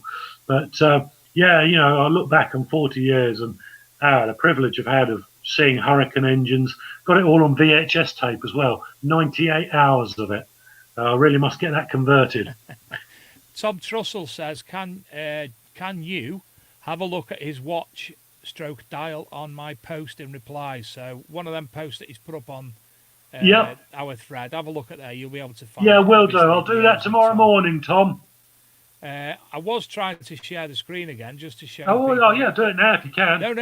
It's not shared. I just wanted to obviously show people that Treasure Hunting magazine, the website where you can get it from, Greenlight Publishing, etc., etc. So, can you let them know the website? It is. Here I go. .com.uk. It's www.treasurehunting.co.uk. And you can also find Greenlight Publishing and all the books via there also. You can, although Greenlight's got a separate website as well. The two are linked, so it's probably not worth mentioning the other one. And obviously, Julian puts posts up all the time on our Big Metal Detecting. I'm having to read it now because I keep forgetting. Big Metal Detecting radio and TV show page. So obviously, click on there. You'll find out all the information for all the publications that Julian and Dan's sister, whose name eludes me, Sally publish. Well, it's been an absolutely brilliant night, Jules. I've thoroughly enjoyed it. I've learnt loads. Yeah, do you know, it's a real privilege to feel the people out there listening, and also like the two ladies earlier, you know, sharing their family things. You know, that's an honour to hear that. I'd never, you know, until tonight, I mean, you can't know about everything and everyone, but that's two more that I now know about. And again, it's you know, to hear the stories, a great intense privilege. You know, and so people's listening, get out there, interview granddad or dad, as the case may be, and get that information in. It's easy enough to do. You've got phone recorders you know, on your phone, piece of pedal. You got little, I've got one here, a little voice recorder. It can all be put on the computer, and it's easy enough to find an application that will transfer words, audio words to written words as well. So, you know, it's simple. I want to thank tonight Nick West and his group, Metal Detecting War Relics. Got there. Make sure you have a fantastic little page. Yeah, it's a great website. Well done, Nick. UK Metal Detecting UK Veterans. They've changed the name of the group. But again, thank you for allowing us to piggyback on there, because obviously, you know, the content tonight would be appreciated by their members. Digger Dawn's allowed us to piggyback on there. Scotty B on North of Tyne. I think yourself, Mr. Hart, has shared it. Obviously, thank you to all the viewers and the listeners when this gets uploaded as an audio file onto our podcast. You know, it's been an honour to take part in tonight. It really has. Yeah, it really has too. I'd learned more about, for me, Debra's dad, which, you know, I knew all about him, but I didn't know the depth of how things went. So, and obviously your little toys as well, Mr. Hart. It's been an absolute pleasure to see them. Oh no, it was a good excuse to get out again. I'm getting to the age now where I said, "Oh, have I got one of those? Oh, interesting." Well, before the show, setting up before the show this afternoon, there's lots of things that I want to follow up on personally now, and you know, it's thanks to VE Day, it's thanks to Luke coming up with the idea, and obviously thanks to the people who were involved for me to look at things myself a little differently. So, what can I say apart from it's been an absolute pleasure? Thank you, everybody. Absolutely, so, thank you. As Luke says, see you all Thursday night at 8 p.m. With Mr. Tony K. Wood, and we'll be doing the research in the history of sites and the genealogy and such like as well. So we'll be handing over control of the studio more or less to Mr. K. Wood to do show and tell. Julian, cool. Thank you as ever. It's been a pleasure. No, great honour, mate. You keep up the good work, and thank you everyone for listening. Really makes a great difference. Okay, does. over and out, guys. Thank you to Luke in the background as well for producing. It's been a pleasure. Ladies and gentlemen, I'm Dave Sadler. That's Julian Evan-Hart. Good night. Good night. And I went over to show them. Sorry, it's DJ. I think this is what people need, or a toy shop.